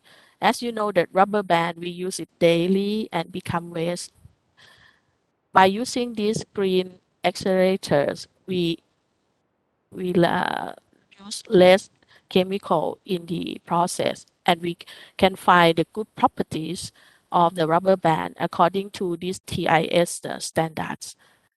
I know that this may be just touch up only brief detail of all these research work, but to show you that for rubber, which is also very important crop of ASEAN country, there are several ways to go to apply our research and technology to make our work or our innovation to align with BCG model. So thank you very much, and let me apologize to you for this the problem at the beginning for sharing the screen. And if you have any question or any suggestion, please let me know. Thank you. Well, thank you very much, Dr. Pasari, for your presentation. And if you have any questions you want to pose to Dr. Pasari, please leave your question in the chat box during this session. we will have the Q&A after all the speakers have made their presentations. And thank you again, Dr. Pasuri. It is interesting to see how the BCG economy model and through research and innovation can contribute to the rubber industry in the upstream, midstream, and downstream segments, optimizing the use of rubber and adding value to rubber production, reducing the adverse effects on the environment and farmers' health, and thereby promoting a more sustainable way of rubber production. Well, that is an example of how science, technology, and innovation can play a part in the BCG economy model. Next, we have a lineup of private sector representatives from 3 enterprises who are exemplary in their work to promote circular economy. They will share with us the inspirations behind their undertakings, as well as the impact that they aim to create for the society. Our first speaker is Kun Amonpon Huwanan, co-founder of Morloop, an enterprise also mentioned by Dr. Panashit. Morloop business model is based on the concept of circular economy with an aim to transform surplus fabric from garment factories into new materials, or in other words, turn waste into resource. And now let us listen to the story of Morloop. The floor is yours, Kun Amonpon.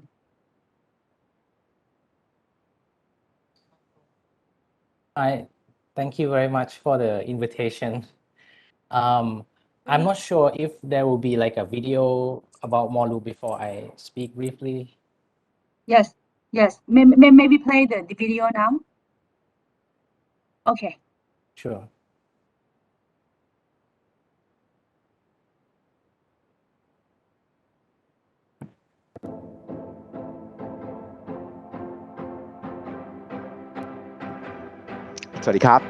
A circular economy is an alternative economy. We try to replace the traditional wasteful system. In this system, we try to find out the way to engage user and producer, thinking about the way we use renewable energy. And instead of using the whole concept of take, make, use, and dispose, in this concept, we try to think of self-sustaining system whereby the whole system is driven by renewable energy and an imperative to keep material coming back or resources in the circulating system. In the story I'd like to share with you today is a great startup, a Thai startup that focuses on how to circulate the textile. This pivotal industry is one of the major economic drives in Southeast Asia and the world. But this company find out a way to save the world from the trash from this industry. Let's find out what kind of innovation and what kind of story we have to share with you today from Bangkok. ตำแหน่งสูงสุดก็คือเป็น Country Manager ของบริษัทประกันความเสี่ยงทางด้านการล้มละลายในการที่เรามีออนไลน์มากขึ้นจาก 3.0 มา 4.0 ผมรู้สึกว่าถ้าเราไม่อยากเป็นพนักงานเงินเดือนต่อไปแล้วเรารู้สึกว่าเราน่าจะมาสร้างอะไรสักอย่างหนึ่งมันบังเอิญว่าผมมันเป็นคนเคยคิดเรื่องเกี่ยวกับขยะแล้วก็คิดว่ามันเป็นเรื่องที่เราอยากแก้พอเราลงลึกไปแล้วเนี่ยเรามอง waste as a resource ได้ไหมมองของพวกนี้เป็นวัตถุดิบตั้งต้นได้หรือเปล่า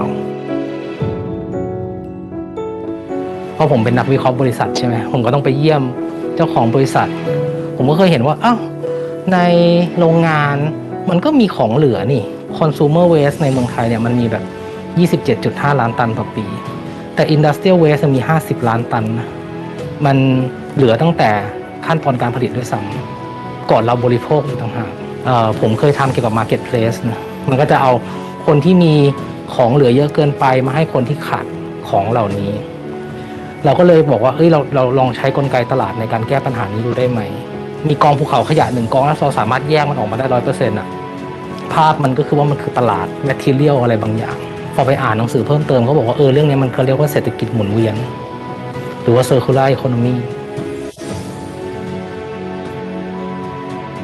บังเอิญว่าน้องแอมเนี่ยทำอะไรเราก็บอกว่าเราสนใจเรื่องขยะเขาบอกว่าในโรงงานเขาอ่ะมีผ้าเหลือเยอะเลยเหลือตลอดเหลือเผื่อในการผลิต เราก็เลยบอกว่าถ้าอย่างเงี้ยเราลองเอามันขึ้นมาบนออนไลน์ไหม เราก็ให้คนที่จะขายเนี่ยมาอยู่บนนี้ด้วยความแฟร์เราสร้างตลาดใหม่ที่เป็นการหมุนเวียนทรัพยากรและมีความเป็นธรรมและให้ทุกคนมาเข้ามาใช้ของเหล่านี้ได้หรือเปล่าเวลาทำสตาร์ทอัพมันต้องเป็นการหาเพนพอยต์เนี่ยเพนและเราน่าจะช่วยเขาแก้ปัญหาเหล่านี้ได้ของธุรกิจเราเนี่ยจะเรียกว่าเป็น Pain and Passion ผมอยากแก้เรื่องนี้แล้วน้องแอมเนี่ยเป็นด้าน Pain พอมันมารวมกันมันมีทั้ง Passion ทั้ง Pain เนี่ยมันเลยมีความเป็นสตาร์ทอัพ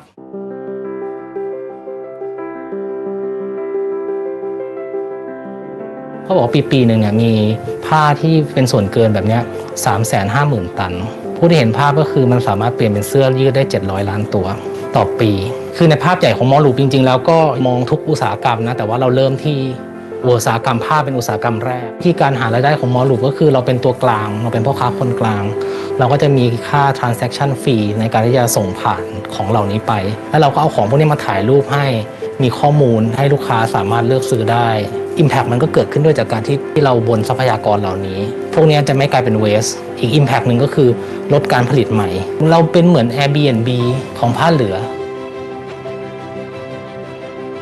เรามี business model ในการหาเงิน3แบบแรกก็คือว่าเขาสามารถมาซื้อแล้วก็ไปทำอะไรก็ได้จะไปสร้างแบรนด์จะไปขายต่ออย่างที่2ก็คือเราเอามาเป็นผลิตภัณฑ์หรือว่าเสื้อองค์กรต่างๆเขาเองก็ยอมในการที่จะมาใช้ผ้าของเราเพื่อความยั่งยืนมันก็ต้องมีการ collaborate กันในทุกๆงานบริษัทแรกเลยที่ใช้เราเนี่ยอันนี้ก็คือเป็นอะไรที่ทำให้เราเริ่มต้นได้ค่อนข้างดีก็คืออย่าง SCGเพราะ SCG เนี่ยเชื่อในเรื่อง circular economy อยู่แล้วด้วยความเชื่อที่ตรงกันเนี่ยครับอะไรก็ได้มอลลูปมีผ้าแบบไหนที่เหมาะกับโจทย์ของเขาอยากทำ 1,500 ตัวเราบอกโหพี่ผ้าเหลือ 1,500 ตัวไม่น่าได้เขาบอกไปกัน3รอบเราก็เลยบอกว่าถ้าไปกัน3รอบโอเคงั้นเป็น500ได้ไหมแต่คนละสีนะก็จะเป็นแบบนี้ครับแล้วเราก็ทำดีลแบบนี้มาเป็นร้อยดีลแล้วทำให้เราเนี่ยมีความเชี่ยวชาญในการทำของ B2B แบบที่เป็น upcycleว่าเราคำนวณก๊าซคาร์บอนไดออกไซด์ที่พวกนี้เราก็จะคำนวณให้ทุกตัวเลยว่าแต่ละตัวถ้าผ้าเป็นแบบนี้ทอแบบนี้สีแบบนี้มันจะเป็นกี่กิโลคาร์บอนแต่ทำให้เขาได้ตระหนักด้วยคนที่เป็นเซลเลอร์เขามีเพนพอยต์เราสามารถโซฟเพนพอยต์ให้เขาได้ในสเกลที่ใหญ่ขึ้นเรื่อยๆเราทำให้การหมุนเวียนตรงนี้ครับมันสามารถที่จะสร้างกำไรได้มากพอที่เราจะสามารถจ้างคนมาเพิ่มได้การทำ circular economy เนี่ยหนึ่งใน element ที่สำคัญมากที่สุดคือการ collaborate คือการต่อของเหลือคนหนึ่งไปให้กับอีกคนหนึ่งเริ่มแก้ปัญหาไปด้วยแล้วก็ได้รายได้จากปัญหาไปพร้อมๆกันคือมันมี tools เต็มไปหมดเลยและความรู้มันเต็มไปหมดเลยที่คุณจะสามารถเอาไปหยิบจับแล้วมา mix and match ให้มันเกิดขึ้นขยายผลต่อไปได้ในอนาคต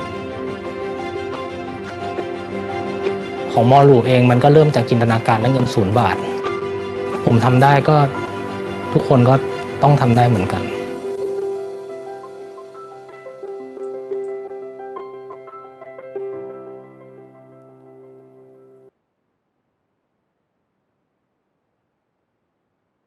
Okay, so thank you, Dr. Nat from CMMU, and thank you for your patience for the non-Thai speaking friends in the virtual today.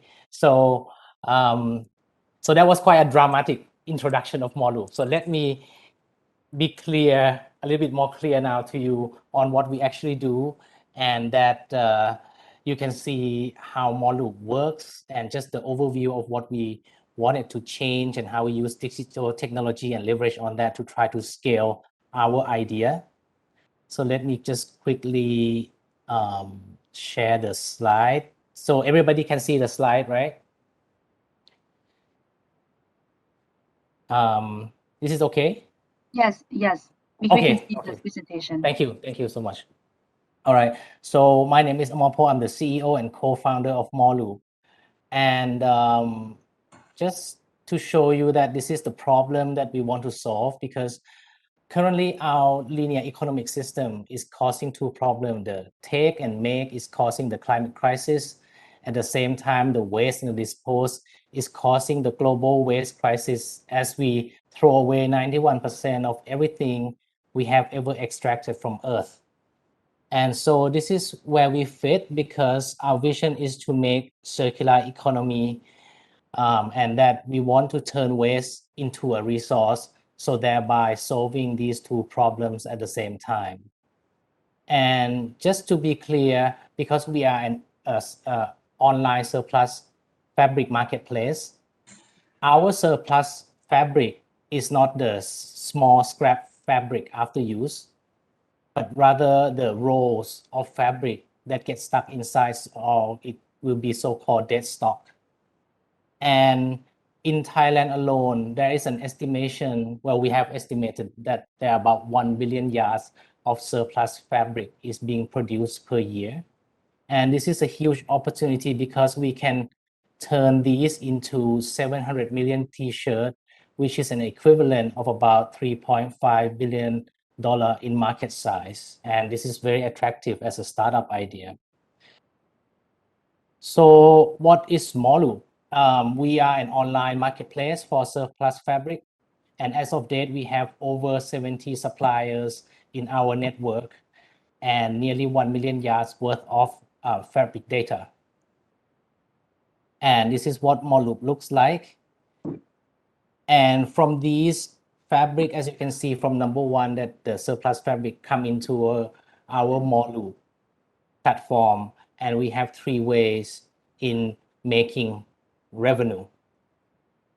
The first way is that we sell as material to local SMEs and fashion brands.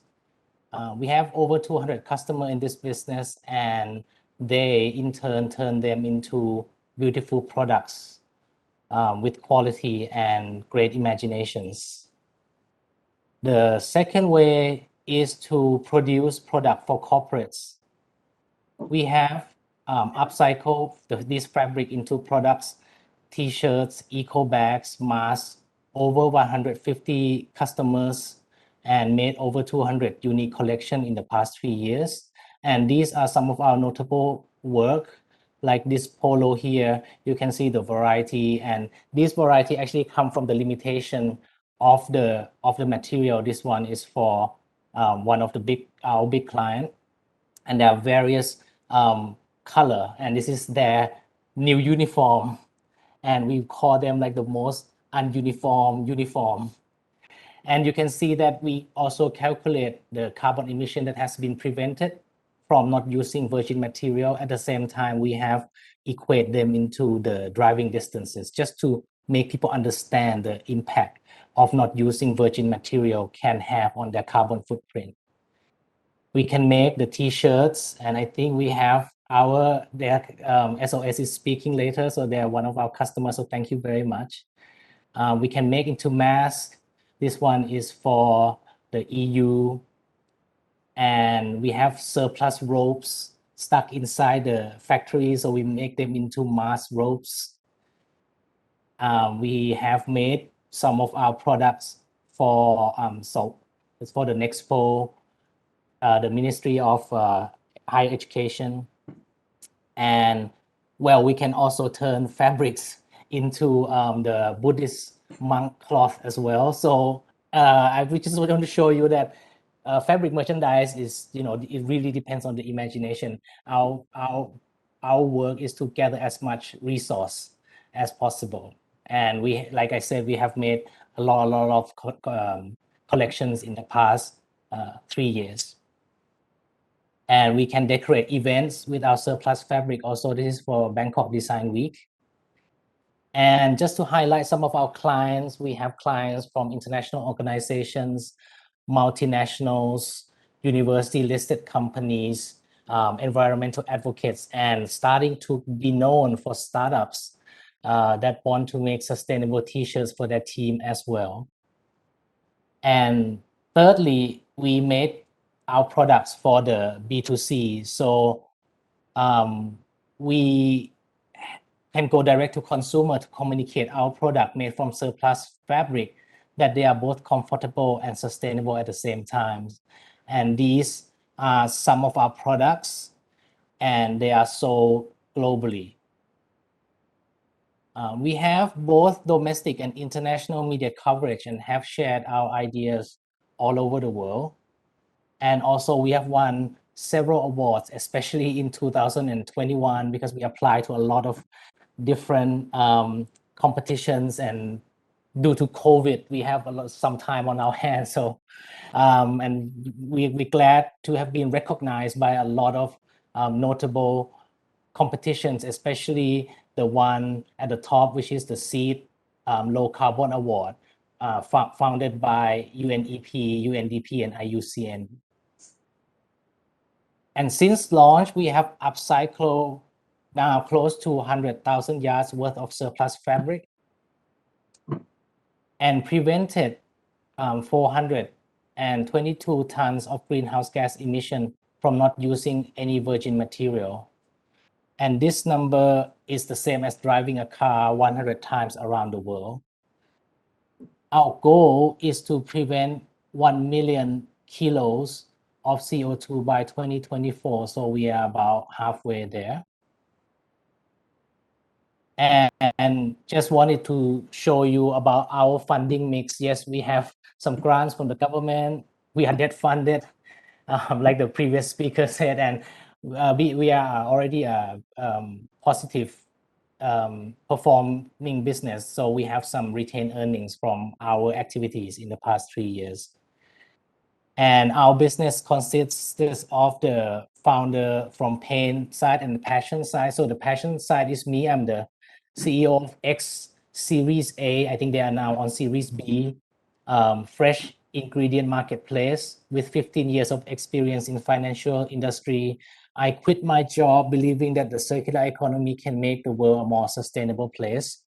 And on the paint side, we have my co-founder, Kun Thamonwan, who is a second generation local OEM factory, a vice president of the Thai Garment Manufacturer Association. She has the in-depth industry knowledge and networks and the insights to make our vision a reality. We also have a chief scientist who validate our impact calculations, and two young talents who joined us last year to help us grow this idea locally and hopefully internationally. So at the moment, we are looking for a couple of parties, such as investor, or you can become our customer. Think about us for your next corporate merchandises we ship regionally. Or once you have listened to our idea and you are entertained and impressed and inspired, you can like and share our social media. That's probably the easiest way that everybody here can help us to be recognized and grow this further, changing from the startup stage into a real company and hopefully a scaled company. So this is my personal contact and all the channels that you can visit us. We have Instagram, Facebook, Line and LinkedIn. So any channels that you are comfortable with, please join. And I hope to talk to you guys further about more. Thank you very much. Thank you. Thank you very much, Kun Amonpon, for the very inspirational presentation, which helps remind us on how we can always have a choice and make a change. And it is indeed very encouraging to see our generation or the younger generation to think outside the box and look into innovative ways for more sustainable business to save our environment. Well, not to waste time, next I would like to welcome Kun Thosapon Suphamethi Kunwat, Marketing Director of Quality Design, a Thai design product brand whose work combines the passion of creativity and functionality with the will to protect the environment and improve people's life. Kun Thosapon, shall we play your video first? Yes, please. And then, yes. Thank okay. you. Yes. Video about quality, please.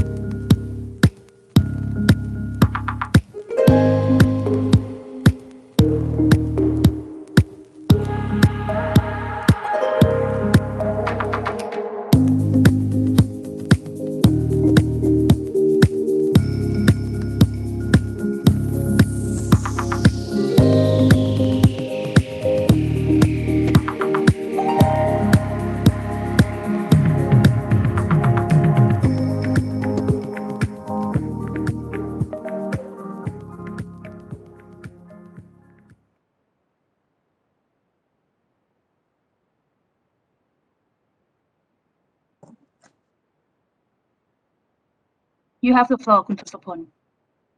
Thank you. I'm getting my slide up.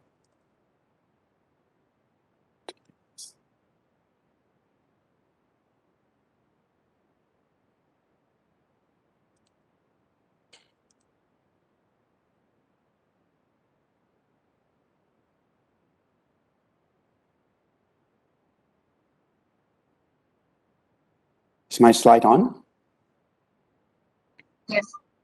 Okay, Yes, it's on. so yes, thank you very much for the opportunity. My name is Thosapon Supramethi-Kunwat, the co-founder and also the marketing director for the brand Quality Design. So what you're seeing on the screen right now, if we don't pick it up to make these nice products, there would be plastic bottles, plastic bags, and fishing nets, and all sort of plastic waste that would go into the ocean, because around 80% of these plastic waste that are in the ocean come from land. So the 18 years old brand now have grown up to a certain stage. So the main goal is not only design for the consumers, but we want to design for a sustainable world by focusing on the SDG goal, especially on the circular economy, and on the number 12, responsible consumption and productivity. By looking at that, we partnership with a lot of organizations such as Precious Plastic or EJF to take their raw materials and then convert them into useful items, and then you can also use them in everyday life. So we work with different communities, even though you can see from the pictures that it's rather very difficult to take them and convert them to become the new reusable materials, but we want to join them with the local and purchase, for example, the fishing nets from the fishermen around Thailand and the Gulf of Thailand, and then convert them and work with different people and create the new reusable material. So especially we need to educate people on what are these sustainable materials, or what are the circular economies, and how we can also protect the world together, especially the young children. So this is one example of our product that young children can also learn from the product itself. This is the domino, and as well as another game, the drinking game that they can also play with. So you can see here that we use this as a domino that with the turtle pictures, the seal, the shark pictures, that they can also play with different games. And we also mentioned about our partner on who we collect them with.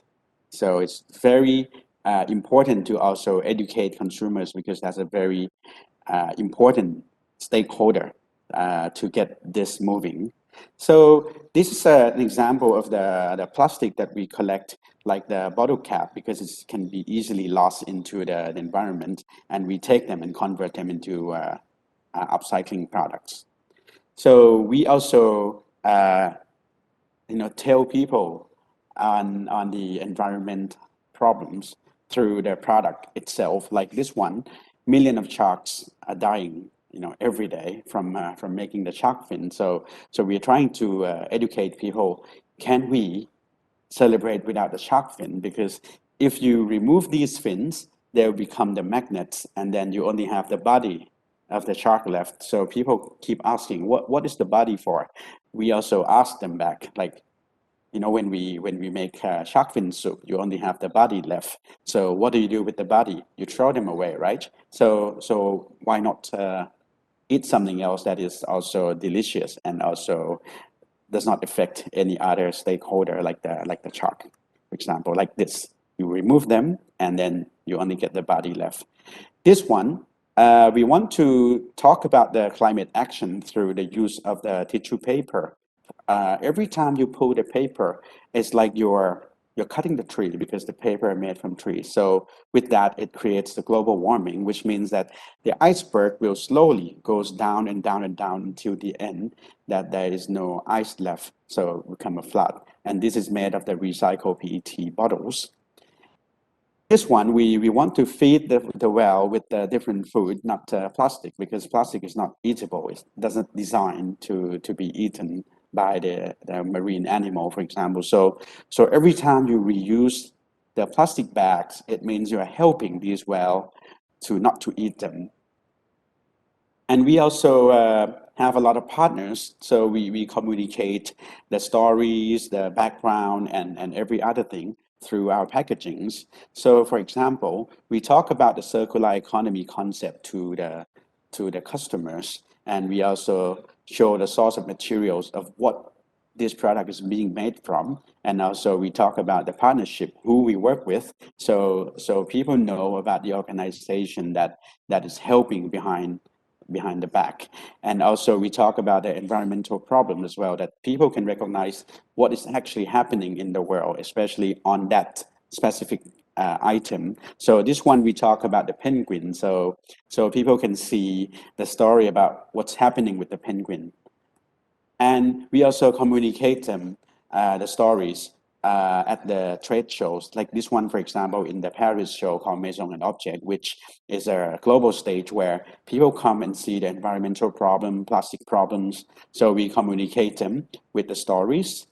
And also at the point of sales, that the customers doesn't have to buy the product, but they can still see, because we want to point out what are the current issues with the environment. So we also work with corporates to have bigger impact. So they take their own waste and then convert them into reusable plastic material, and then produce a product and give away back to their clients. And like this one, for example, it's the YKK zipper that have the leftover zipper. So we convert them into the cute turtle coaster, and then communicate the story on the packaging as well. This one is the used plastic cone, the traffic cone, and we turn them into the elephant that is the tape dispenser, for example. And this is one of the global client that recall the packaging back from their client, and then we produce the plant pot, and then they give out back to their clients as well. And this one, we experiment different materials that has not been able to recycle before, like the milk bottle, or the foil, for example, like the snack packaging. And then we did join with them to do the research, get the funding from the government, and then try proof of concept with the new product, like the plant pot, for example. During the COVID-19 time, we also produced the useful product that helps people to keep away from the COVID-19 by using this as a push stick. So every button you touch, you don't know who touched it before you. So we carry this like the keychain, and also can use it to push the button to protect yourself from harm. This is the collaboration project with the different brand in Thailand. For example, the left one, it's called Losin Cup, Losin Mug. It's about the cappuccino size that we work with the local brand called Benjameta, who produce the ceramics with the handicraft skill. So down the south at the Losin Island, we found the fishing net under that island, and then we took them to make the whale shark, and then use as a handle and join together with the local skill of the handicraft ceramics and become the Losin mug. And on the right, you can see the denim that we work with the Renim project that make the bag, the handle from the recycled denim, and then become the new basket. And we also take the scrap of the product from the customer to become the discount for the new purchase of the product from Quali. And also they can take back like, one piece worth around 20 baht that they can, take them back, and then we will buy them back from the customer, and then they get the discount when they purchase a new product. And also recall different type of plastic waste from customers to come back, like 1 kilogram, we provide them 10 baht for discount.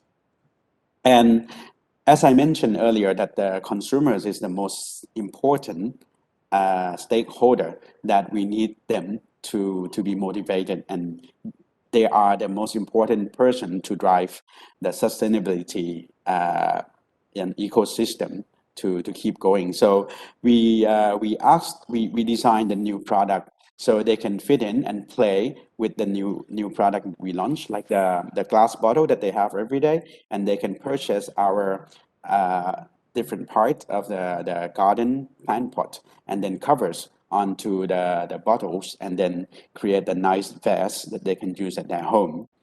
And we also, since Thailand is a Buddhist country, so we create a new product that give away around the Bangkok Design Week that people bring waste, and then this is called sati, which means conscious. So it means that it will remind you that it's a circular, that the waste come in and also can return to life again, like the people's life that's been taught by the Buddhist teaching.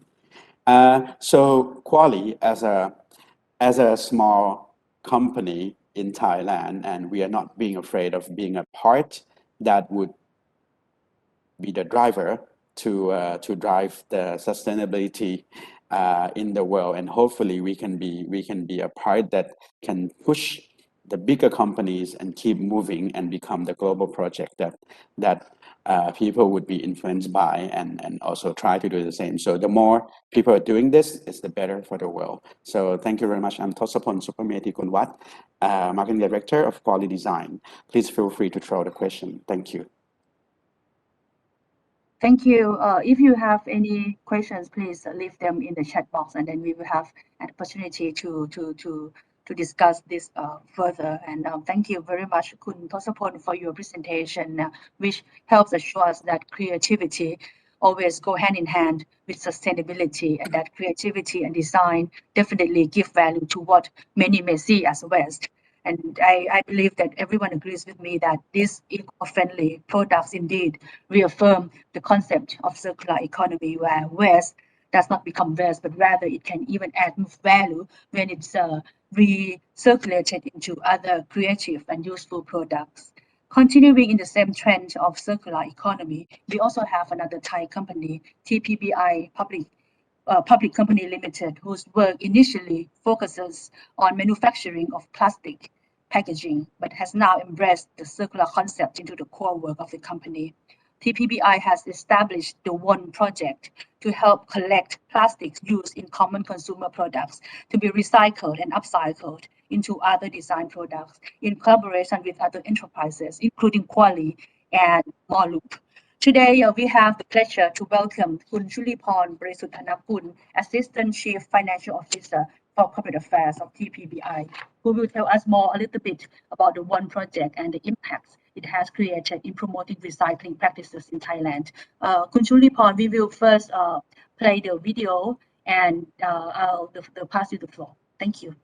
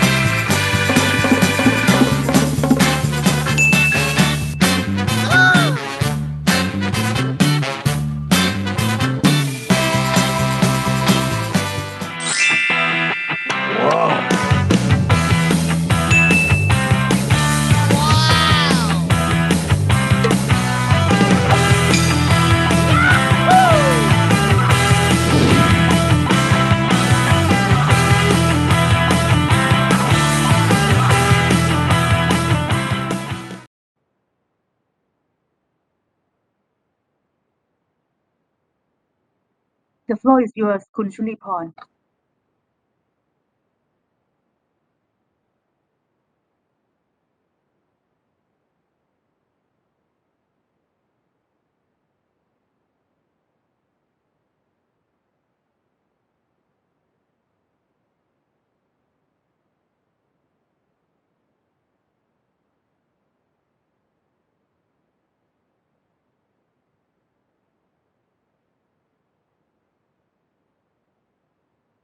Chuliporn, you have to unmute your mic.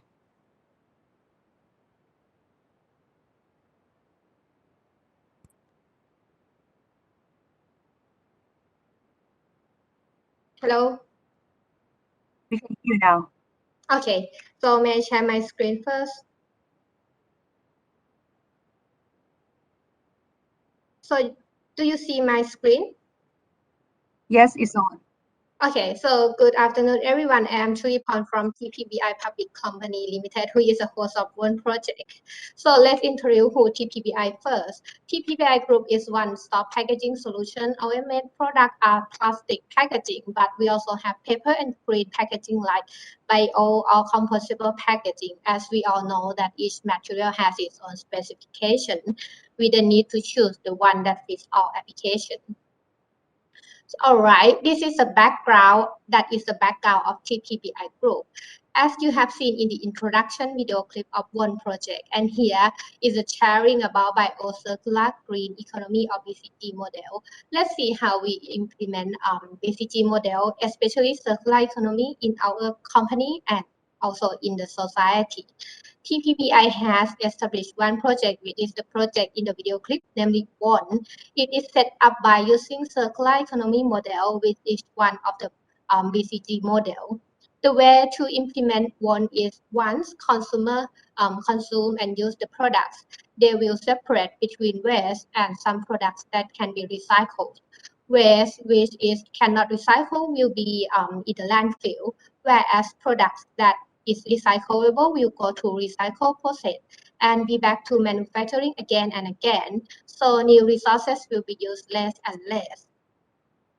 So one project currently recycle HDPE or LDPE, as the Kun Thot from Poly just said about that we have some collaboration together, and that made from HDPE or LDPE, but it's quite difficult, right? If we said that we do recycle HDPE or LDPE, so we say that we accept stretchable plastic. And you may wonder why only stretchable. First, we are manufacturer of stretchable plastic and we have knowledge to manage and share that knowledge to consumer. Further, we can manage our stretchable plastic and as a role of collector, recycler, and manufacturer by ourselves because we have our own machine. Sorry, not sure whether you see my full screen yet.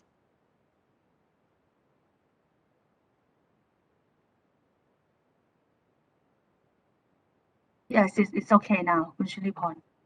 Okay. So, and yeah, you may see that for the laminate and aluminum foil metallized, we really we although we are manufacturer of this we call like multi-layer, but because it comprises of many types of plastic, so it means that we need to add more some technique, and there are some more costs to add for recycle process. So that's why we still not accept this kind of plastic. And yeah, but however, we believe that in the future we will accept these things, as you may see in the presentation from Kun Thot of Quali, that they can upcycling to be the pot pant.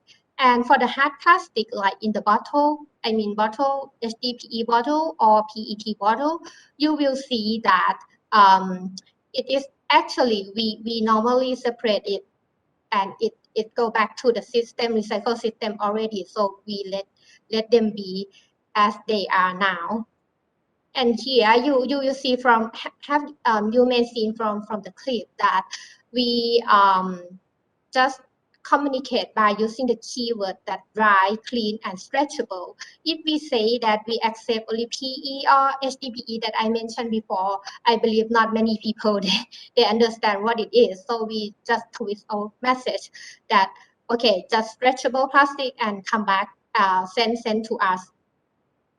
And this is another step, another level of our project. You will see that how can we create more value of PE plastic. We try to connect with the sorting hub or also some society and community that clear plastic has much value comparing to color plastic because it can be reproduced to more upcycling product and recycling product. So when we want to buy with some community, we will teach them how to separate between clear plastic and color PE plastic so that this will be value added to them. And yeah, let's see. I believe that many people just may just realize that why stretchable plastic is quite not easy to do some more recycle. And also like when you notice some bin in Thailand, it is amazing that stretchable plastic is in the general waste, in the general bin in Thailand, not in recycle bin, and it's quite lightweight and there are many types, so it is very hard to separate it.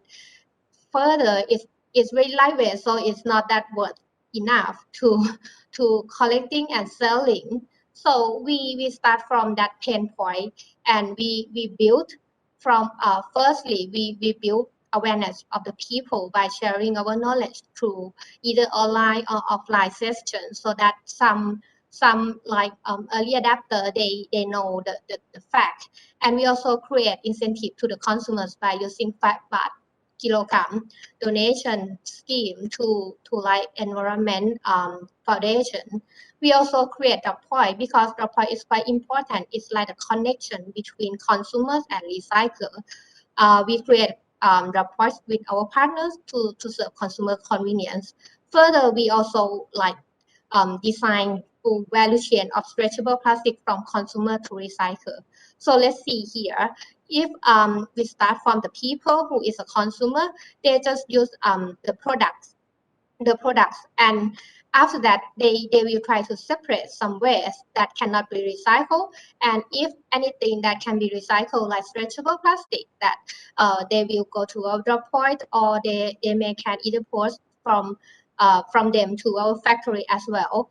And we have our own transport, as I mentioned before, that we have our own transport to transport the stretchable plastic from the drop points to our factory. And there I believe you see in the clip that the process from a stretchable plastic we recycle to be recycled resin, and we have our own machine to do like to do the recycled product like reusable bags, and then that bags come back to the consumers again. So here it's like we connect all parties together, so circular economy happens in a real. And here is a picture that it is a post-consumer recycled resin. It means that 100% from stretchable plastic from one project be recycled. Is a picture of the real one. And here is a recycling product that we do by ourselves. Just compare for this one, you will see that for the virgin plastic resin, 100%. However, we just mix our PCR resins, 80% and 20% of virgin plastic. So it means that we at least reduce using virgin plastic 80%. And here you may see some product from quality presentation, like for the well, and also like pot plant and the magnet, something like that. We need to say thanks to quality for designing such a good design and cute design by using our PCR resin 100% to produce this. And yeah, actually we have 2 channels for collecting the stretchable plastic. First is the drop points. We have more than 400 locations throughout Thailand with our partners. And another way is some people may not be convenient to go to the drop point, so they just post to us to our factory. And here is I think we for the project we open like for 3 years, about 3 years. So you will see that actually for stretchable plastic we have like 255 thousand kilogram, and it's equal to 222 kilocarbon. 222,000 kilocarbon, which equivalent to planting of 24,000, about 24,000 trees.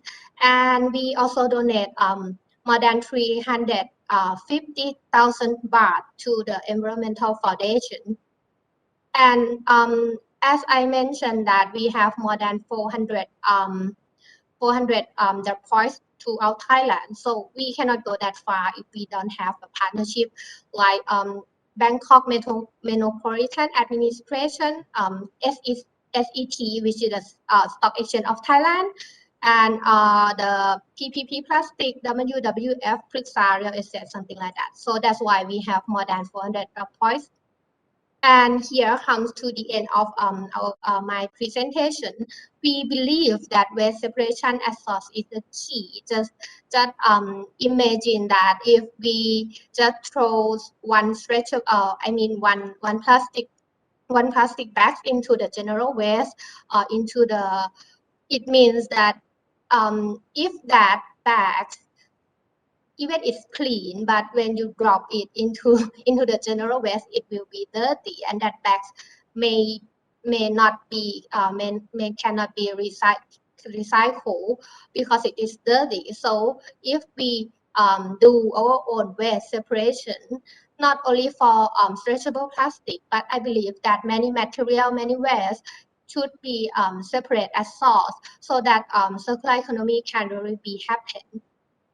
And here is our contact, and is a picture of our factory. We have two factory in Nakhon Pathom and in Rayong. And if you guys have interested in our project and also a company, feel free to contact. And should you have any question, please just drop the question here. Thank you. Well, thank you very much, Khun Chuliporn, for the insightful presentation, which demonstrates how all of us and the individuals can play a small part in this noble endeavor in protecting the environment and the world. And I believe that the small parts that each of us does can altogether make a bigger impact than we think. And now we have learned how businesses can also make use of the BCG approach to create new market, add value to everyday products, and turn waste into resource. And everyone, I think, agrees with me that the private sector is indeed one of the prime movers of sustainability. And we have seen how their work integrates all stakeholders within the supply chain, from manufacturers to end consumers. But another equally important actor is, of course, the civil society, who can help bridge the gap between policies and implementation, drive sustainability transition, and help raise awareness among citizens. And that's why I'm pleased to welcome Mr. James Leeson, Managing Director of Scholars of Sustenance Thailand, who will share with us the stories and the inspiration of the foundation's work in promoting circular and green economy through their food rescue program. Kun James, you have the floor. I think you will play the video by yourself. Is that right? Yes, correct. Well, thank you very much for the introduction. So before I start my presentation, let me play our video first.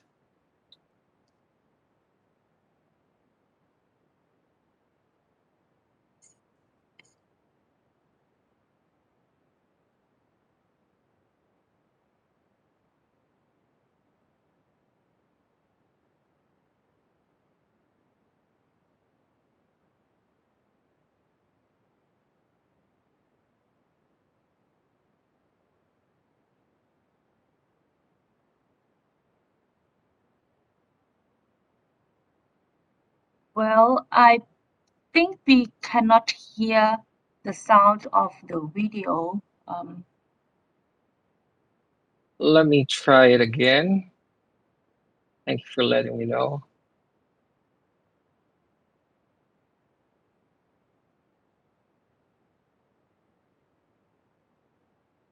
Does this work now?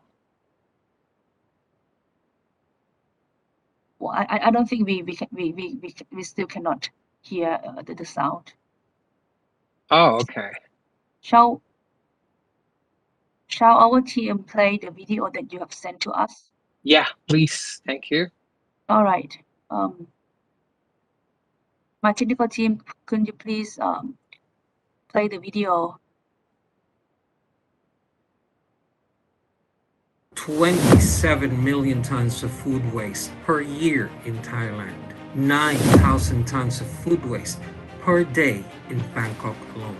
1/3 of food being produced are ending up in landfills. 64% of general waste found in our landfills are organic waste, which includes food waste.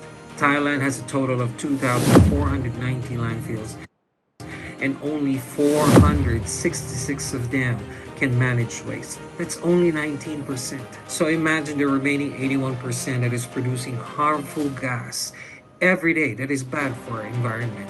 Imagine that amount of food that could have supported those 8.4% of people living under the poverty line, or those 6.5 million Thai people undernourished. I want you to remember these numbers. This is a serious problem this country is facing. There is a big need to do something, and that's why Scholars of Sustenance is here. We are redefining the way food is distributed so that we can tackle the food deficit issue in this country. Scholars of Sustenance is the first official food rescue foundation in Thailand that was established and fully registered in 2016. It was founded by Bo Holmgreen in 2012, a Danish national and a former CEO of Transoft Solutions Incorporated. It started in Bangkok, then expanded in Bali in 2017. And after a few years, we have expanded in Phuket in 2019, in Hua Hin in 2020, and last year, we were able to expand in Chiang Mai. SOS operates a food rescue program that collects good quality surplus food from different hotels, retailers, restaurants, food manufacturers, or food suppliers 7 days a week. Our Safe Serve certified food rescue ambassadors weigh them to collect the data, inspect the food for food safety, then goes to different recipients on the same day for food distribution.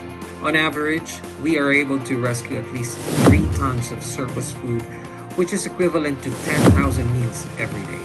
We use an in-house mobile app for productive food collection and distribution, plus for efficient data collection. SOS provides a full training to our partners before we start our operation and regularly conducts refresher courses to ensure that everyone follows the strict protocol on food safety.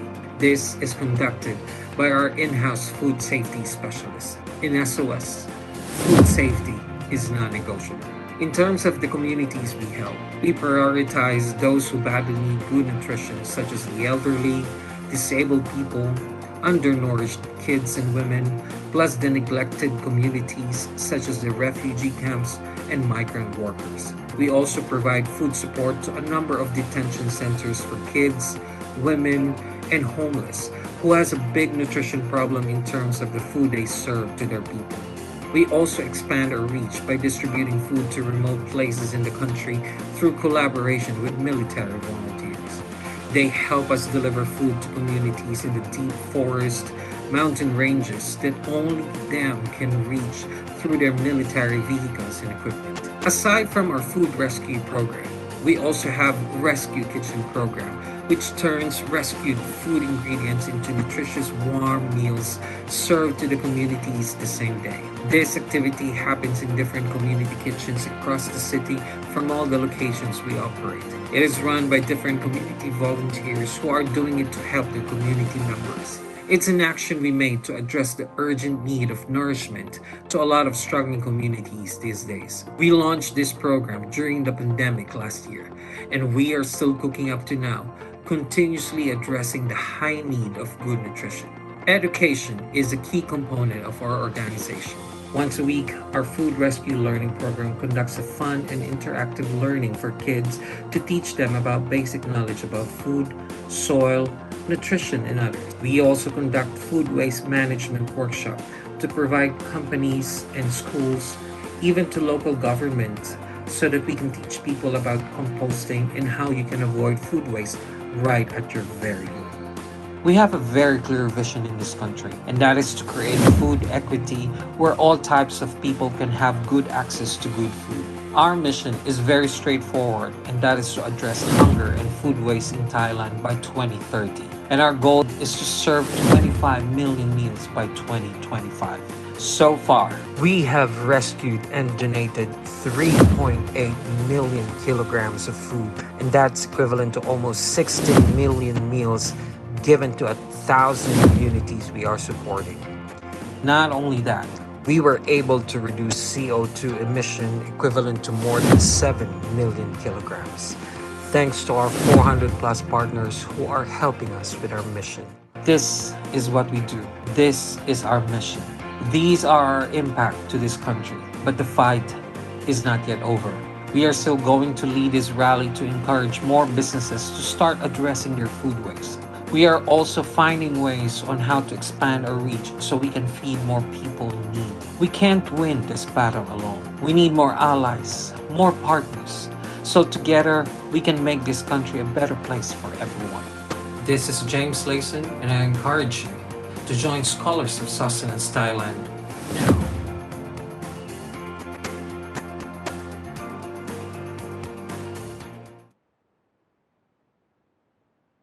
All right. Well, thanks for watching that, and thank you also for your assistance in putting up that video. So now let me just share my presentation.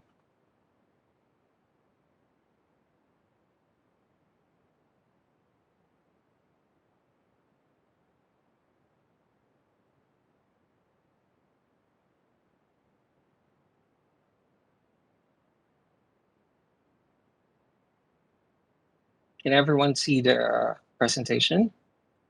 Yes, your presentation is on. Thank you very much. All right, so good afternoon, everyone, to our distinct guests for today, also to our amazing speakers today, and greetings from the other side of Thailand. I'm currently in the Philippines for our mission to expand our food rescue program in this country. Again, thank you very much for inviting SOS to be part of this knowledge sharing and pushing the BGC economy agenda in Thailand. My name is James, and I'm the managing director of SOS Thailand. I'm originally from the Philippines and currently leading 30 passionate young professionals who are sharing their expertise and dedication to address the food waste and food insecurity problem in Thailand. So today I'm going to focus on our mission, which is rescuing surplus food to address one of the biggest environmental and social economic problem of the country. It's quite ironic to hear, that a country that is poised to be a culinary hotspot in Asia, where there is an abundant supply of food, has a serious food waste and food insecurity problem. But the good news is this is a problem that can be solved, and all we need to do is just act to go together to solve it. Scholars of Sustenance Thailand is here to be part of the solution. And the value we put on the table is really to alleviate the poverty issues in the country, especially those that are under the 9.9% poverty line, and also to supply nourishment to those who badly needs it. Currently, there is an estimated 6.5 million undernourished people in the country. Our vision since we started has always been about food equity, as you've seen in the video, that no matter what the situation is in the country, no one should be hungry and everyone should have an access to good food. And that's why we made it our mission to address the food waste problem in many businesses so we can provide food to those who are hungry. So far, as you have seen in the video also, this is our impact since 2016 until February of this year. In Thailand alone, we have served almost 16 million meals across 1,000 communities in 34 provinces, even if we're only physically located in 4 key cities. Combining Thailand and Bali, since we're also present in Indonesia, we have served more than 19 million meals already, and we might just hit our 25 million meals by 2025, either this year or in 2023, and we're just excited about that. Over the past 5 years, as you can see how we have grown from reaching 3 provinces when we started to 7 provinces the following year, to 9 provinces when we opened Phuket in the south. Then during the pandemic, you will see how it significantly increased to 21 provinces. We had to find a way to expand our operation creatively because of the dire need of food in Thailand during the time. And last year, where we felt the hit of the pandemic the most, we have grown our reach to 34 provinces. Continuing with the trend analysis, you would see the significant change during the pandemic years. For the first 3 years of operation, we served a total of 3 million meals.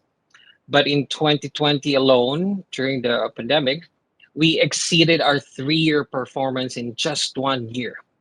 And last year, we even doubled the amount of meals we served in 2020. You know, if you look at the comparison, when the communities in need are increasing, we really have to increase our partners as well so we can provide enough food to those who need. Our business model is very simple. As you can see on the screen, we get the surplus food from the source. Then we either send them straight to the communities or we send them back to our headquarters to either use some of them on our rescue kitchens or distribute them to different volunteer networks so we can reach some remote places who need some good food. Just to reiterate that in our operation, food safety is non-negotiable. We really implement a strict safety protocol, not only to protect our recipients, but also to protect our donors. We continue to train and retrain all of our partners, even our recipients, and we make sure that all of our food rescue ambassadors, or those who drive our trucks, that's how we call them, are serve safe certified on a regular basis. In Thailand, we currently have 12 trucks now and we just got a 12 truck this month. That's some good news. And all of them are hurling around the cities of Bangkok, Phuket, Hua Hin, and Chiang Mai to collect good quality surplus food 7 days a week. As you have seen in the video also, we apply technological innovation in our operation to ensure efficiency in our day-to-day work.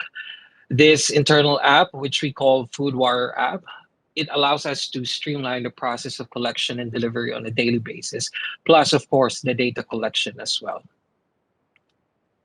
So these are just some of the brands who have joined our program already. I'm sure you're all familiar, especially if you're from Thailand. You're familiar with most of them. And pardon me for not being able to put all of our 400 plus partners as a space. Will not be enough to put them all, but we're just so proud that at this stage of our operation, we managed to convince most of the big brands to join our food rescue program. These are all of the active programs we are running, aside from food rescue program, which you've known already, and rescue kitchen program, the remote community food program, where we deliver food to remote communities through the help of the military volunteers, and our educational programs, such as the food rescue learning program that teaches kids, and the food waste management program that conducts composting workshop. We also have a surplus food hub program in collaboration with BJC, or Big C here in Thailand, where their logistics system collects the surplus food from their different stores. And what we do is we just collect all of them at the distribution center. We also have another cooking program called Cook for SOS program, where it allows individuals who wants to contribute food at the comfort of their home. What they will do is they will just cook based on the amount of meals they can produce, up to them, and we will just collect them after and distribute it to selected communities. We also have our own SOS garden program where we grow our own vegetables so we can add more ingredients in our rescue kitchens. We also do healthy school lunch program where it targets the undernourished students in public schools, where we provide healthy and nutritious meals to the kids. And also we do community fridge program in collaboration with different community lifestyle malls, where some of their restaurants will put their surplus food in the designated fridge, and we will just collect them all after the and distribute them to different communities. So what's next for SOS? Of course, we are pushing the government to launch the National Food Bank in Thailand so that we can address the food insecurity problem in every parts of the country, not only to those places where we operate.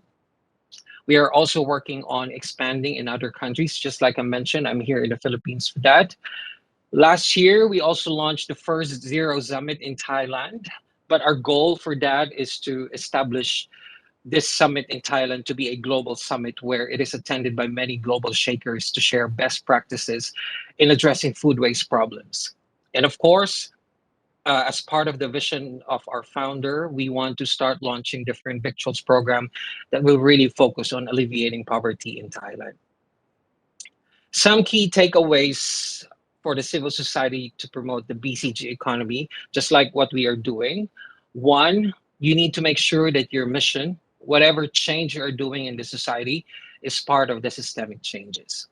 And two, you need to be strong on data. You really need to invest in it so that you can continuously track all the work, the changes you're making, and you can actually know what specific improvements you need to make. And lastly, this is one of our battle cries that in solving the food waste problem, we need as many stakeholders as possible because we cannot do it alone. SOS cannot do it alone. So in order for us to achieve SDG goals, and for SOS, we're really focused on number 2, number 12, and number 17. Like what I said, we need as many help as we can. Again, thank you very much for lending your eyes and ears to watch and listen to my presentation. I hope in the small amount of time given to us, you were able to understand our work, our mission, our impact so far in this country, and where we are heading. And if you are interested to know more about us, feel free to visit our website at www.scholarsofsustenance.org to learn more about us. Again, this is James, and thank you very much. Thank you. Thank you. It is amazing to see how the foundation works as a bridge to bring surplus food to people in need, and thereby not only preventing food waste, but also reducing greenhouse gas emissions, contributing to several SDGs at the same time. Well, we have listened to all the presentations on how the BCG economy model can be applied in practice, and you can probably see that it is nothing new or complicated. It is a sustainable way of living, optimizing the way we use resources, and this is something that we can do in our daily life. And I wish to thank all the speakers for their very interesting and inspirational presentations, which show that our responsible actions can make a change to the world. And these are clear examples that we can change the way we think and choose to deviate from the unsustainable way of living and development. And one good point that I collect from from all the speakers is that collaboration is indeed necessary if we are to drive the sustainability agenda and achieve the SDGs. It's now time for Q&A, and we are running behind schedule. Apology for that. Let me just check the chat box. Let me just start by asking posing a question to Kun Chuliporn on the one project, because this is where we as individuals can always play a part. One of the key aspects of the one project is to encourage people to collect, clean, and drop the plastic that they use in everyday household items. But a common problem is probably people are lazy to do that. It's just too convenient. Just throw a thing away. So what are the ways that you think we people should recycle? Yes. So actually, as you mentioned about 5 baht donation, right? Apart from that 5 baht scheme, we also communicate by using easy understanding message. For example, communicate with a picture of stretchable plastic that normally clean and no need to be cleaned up. So it means that they don't need to put much effort to clean and to dry it. So I believe this help in increasing willingness of the people. However, actually, we totally agree that incentive is the most important. Our project is now starting to collaborate with some local community to buy stretchable plastic from them. So I believe that to make it, for the circular economy happen in the real world. So incentive is quite important, and it will enhance more effectiveness in terms of circular economy in sustainable ways.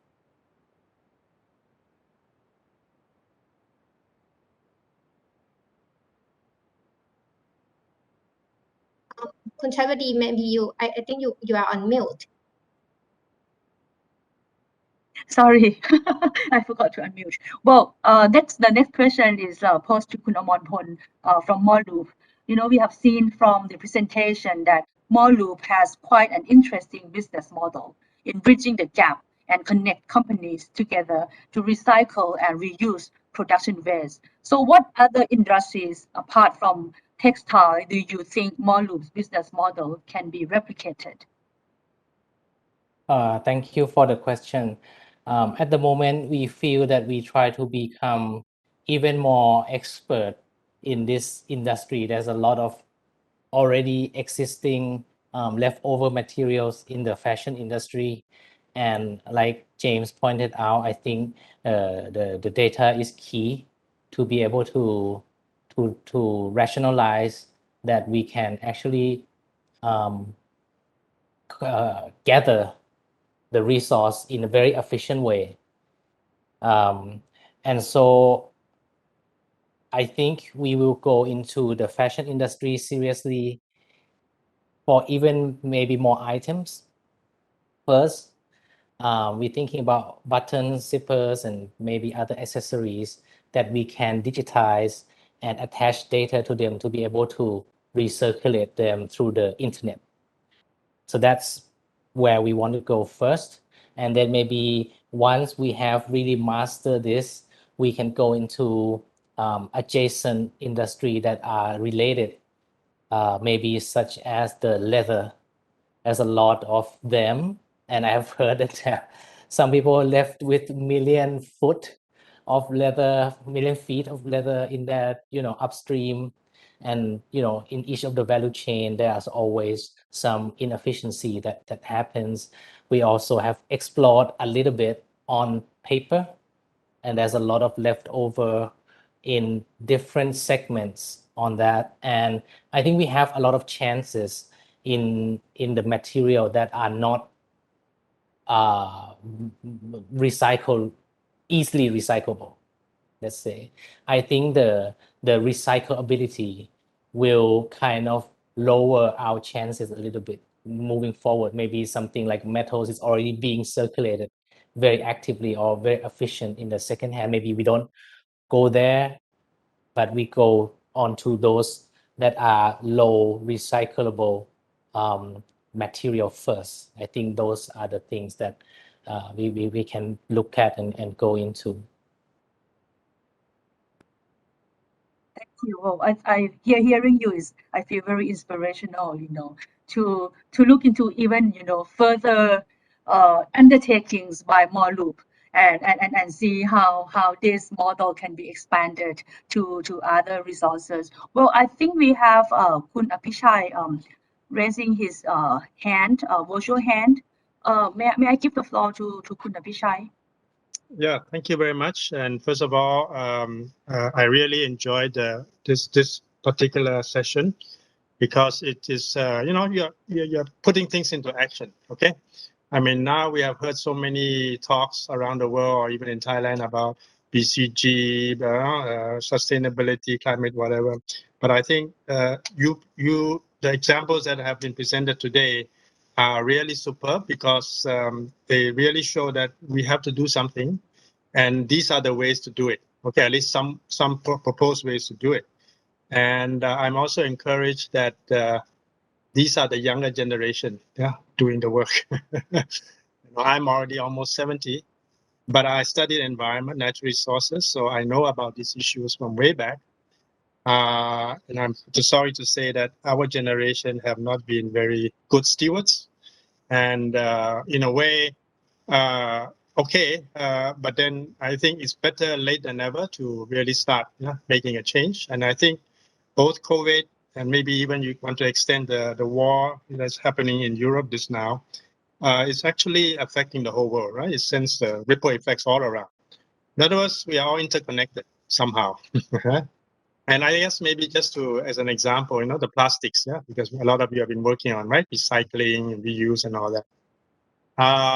Somebody, I think some institute have recently made an estimate that the amount of plastic waste, the actual weight or mass of all the total plastic in this world is now already equal or maybe exceeding the total amount of biomass waste. The biomass, that means people like living things, like animals, plants, human beings. We also have weight, right? And you measured how much the total weight of all these living things, the plastic is equal, So we have equal amount of plastic as the amount of living cells and things around the world. And this is incredible, and it was even growing more, you see. So, and then I was just thinking, the word plastic surgeon, right? These are the surgeons that are supposed to make you beautiful and beautify your face. In the future, they also will be making a lot of business to remove all the plastic that we are in our bodies. Because plastics, now, right? Turtles, fish, they consume the plastic. And we eat the fish, and therefore the plastic come into us. So in the end, we have to remove all this. In the end, I don't know how toxic it can be because these are very long-lasting. They are not degradable easily. So there are now a lot of nanoplastics all over our bodies. So in the future, we may have plastic. Surgeon have to remove clumps of plastic from us. So this is to go back to say, hey, if people don't start making a change, it will boomerang back to you eventually, one way or the other, right? So it's better to make a change early as possible, when we still have time. We don't let it pass the tipping point. And I guess, there's a lot of excess or waste, whether it's food or plastic or whatever in this world. But two things are very short in supply, and that both has to do with human beings. One is trust. In order to make things work, you have to make sure people trust you, right? And there's a lot of deficit in trust these days around the world. If you look at many things. And the other one is hope. Because then if you don't have, you see the world around you, so many problems, you get overwhelmed, you feel helpless, and then you lose hope. But I'm reading a book now called The Book of Hope. Maybe you should read it too. It's by Jane Goodall, one of the, primatologists. That means she's an expert on these primates, monkeys and gorillas and so forth. And she's already close to 90. And she wrote this book last year and was basically saying there are 4 reasons why she still thinks there is hope in a humanity. One is the amazing human intellect. When you people are actually demonstrating that, we use our mind for the public good. Of course, the intellect can be also used to kill people and all that. That's not the way we want to do it. We want to make it for the public good, for sustainability, for the good of the planet, for the good of the humanity. 2, he says there's resilience of nature. Nature can recover just like we can if given enough time and we don't push it too far, right? We showed it in COVID. The air got cleaner, the water got cleaner, birds coming back, animals starting to walk even on the street somewhere in the world, right? So that just shows that nature can recover if given enough the chance to do so. 3, the power of young people. She believes in young people like yourselves. And I'm now very happy on a Monday to be so, proud that there are young people doing exactly what I hope to do. So, all right, so we will follow you, okay, as the song goes. And finally, the 4th one is, she says, the indomitable human spirit. Again, back to people. We have great intellect, but we have to use it properly. We also have very caring attitude, right? Whenever there's a big problem, we go to help. Whenever disaster, we go into help. By and large, of course, there are also bad people in this world. But by and large, most people are good people, decent people. So we just have to make them to go in the proper direction. And I think you are leading the way, so I salute you. And I salute the organizers, Kunchatwadi too. You're also maybe part of the young group, at least much younger than I am. So thank you very much. Well, thank you very much, Dr. Punapishai, for your remarks. I think, having listened to all the presentations, I am very hopeful, that we will have a more sustainable world, a better environment for our children and grandchildren. And I think, the younger generations like my children or even my grandchildren will do a lot better than we do now. Well, but just a couple of questions on the role of the government. Well, a question to Dr. Pasari. The STI sector has a role, in helping driving forward the sustainability agenda. So, what are the ways that you think, the government or the research institution like NSTDA, can collaborate or work with SMEs or even small scale farmers to connect to innovation, and whether this collaboration can be expanded to other ASEAN member states? Okay, thank you for the question. On the behalf of the activity as an STDA, especially in the rubber technology, we also collaborate with the RAOT Rubber Authority of Thailand, or in Thai การยางแห่งประเทศไทย which dealing with rubber farmer and collaboration around Thailand. And of course, we also join a so-called ASEAN rubber-based product working group, which dealing with all these ASEAN member states. We have the specialists that join and meet twice a year, discuss about rubber product, including all these aspects about innovation standards and also environment as well.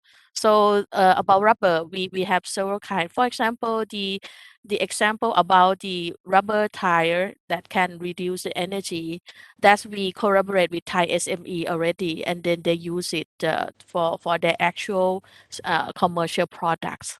So and also I think for other parts of NASDA, for example, dealing with zero waste food and also the plastic recycling, I think some parts of a researcher at NASDA, I think maybe collaborate with TPBI,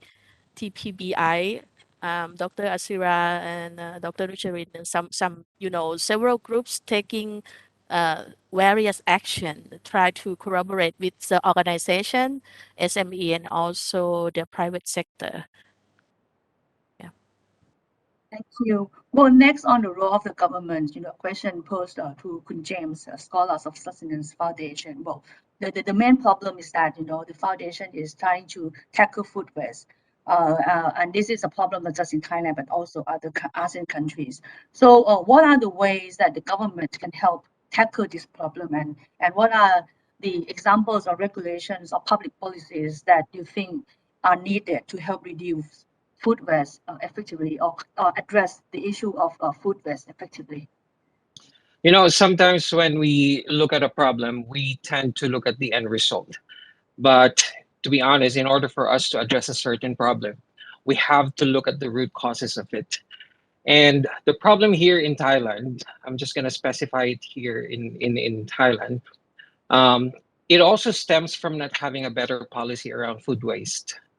Currently our policies are not strong enough to encourage businesses in tackling their food waste effectively. We don't even have a good Samaritan law in Thailand. So we also need to have a better incentive program for businesses and consumers also, just like in other countries, that for every business donating their surplus food, they should get a decent tax reduction. The more you reward them, the more you encourage them to participate and be part of the solution.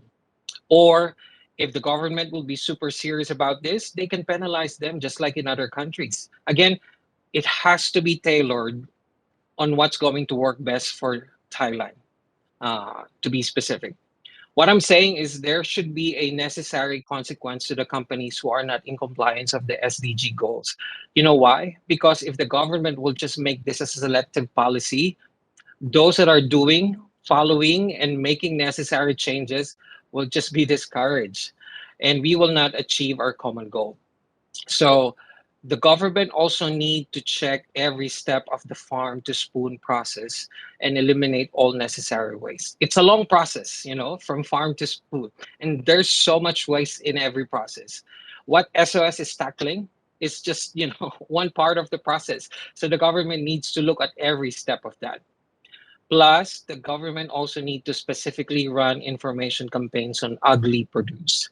Our consumers nowadays, they tend to perceive ugly produce as unsafe food or not safe for consumption.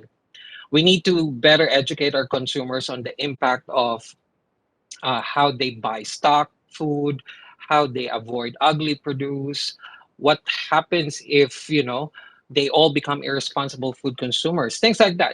The government need to strengthen its campaign in educating the public. And that's what I think. Well, thank you. Thank you very much.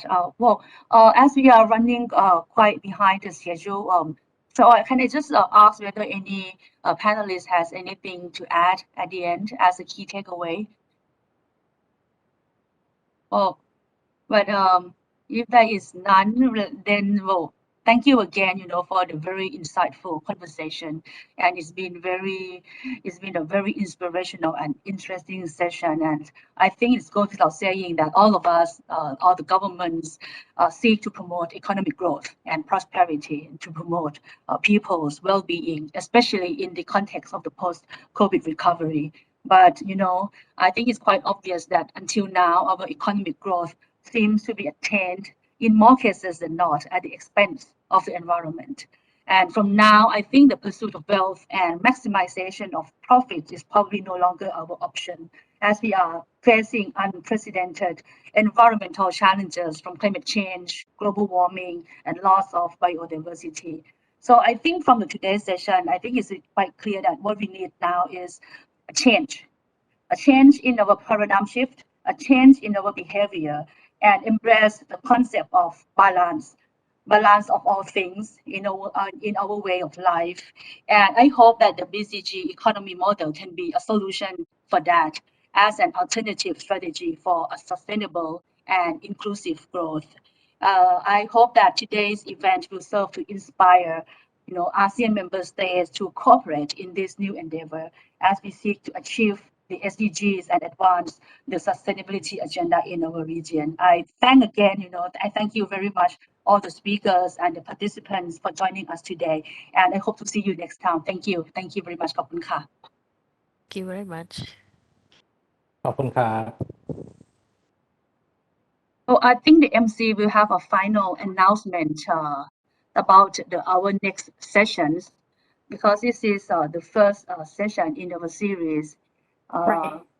Yes, thank you very much, Director Chatwadi. Yes, I do have two key takeaways that you could take away from this webinar, not on the substantive issues, but more of an administrative nature. Firstly, if you are interested to learn more about the BCG economy model application in an area-focused framework, then please stay tuned to our subsequent series, and we will have a more presentation on the application of the BCG model in the following areas, namely smart farming and food production, renewable energy, clean industry and green manufacturing, as well as sustainable and eco-friendly tourism.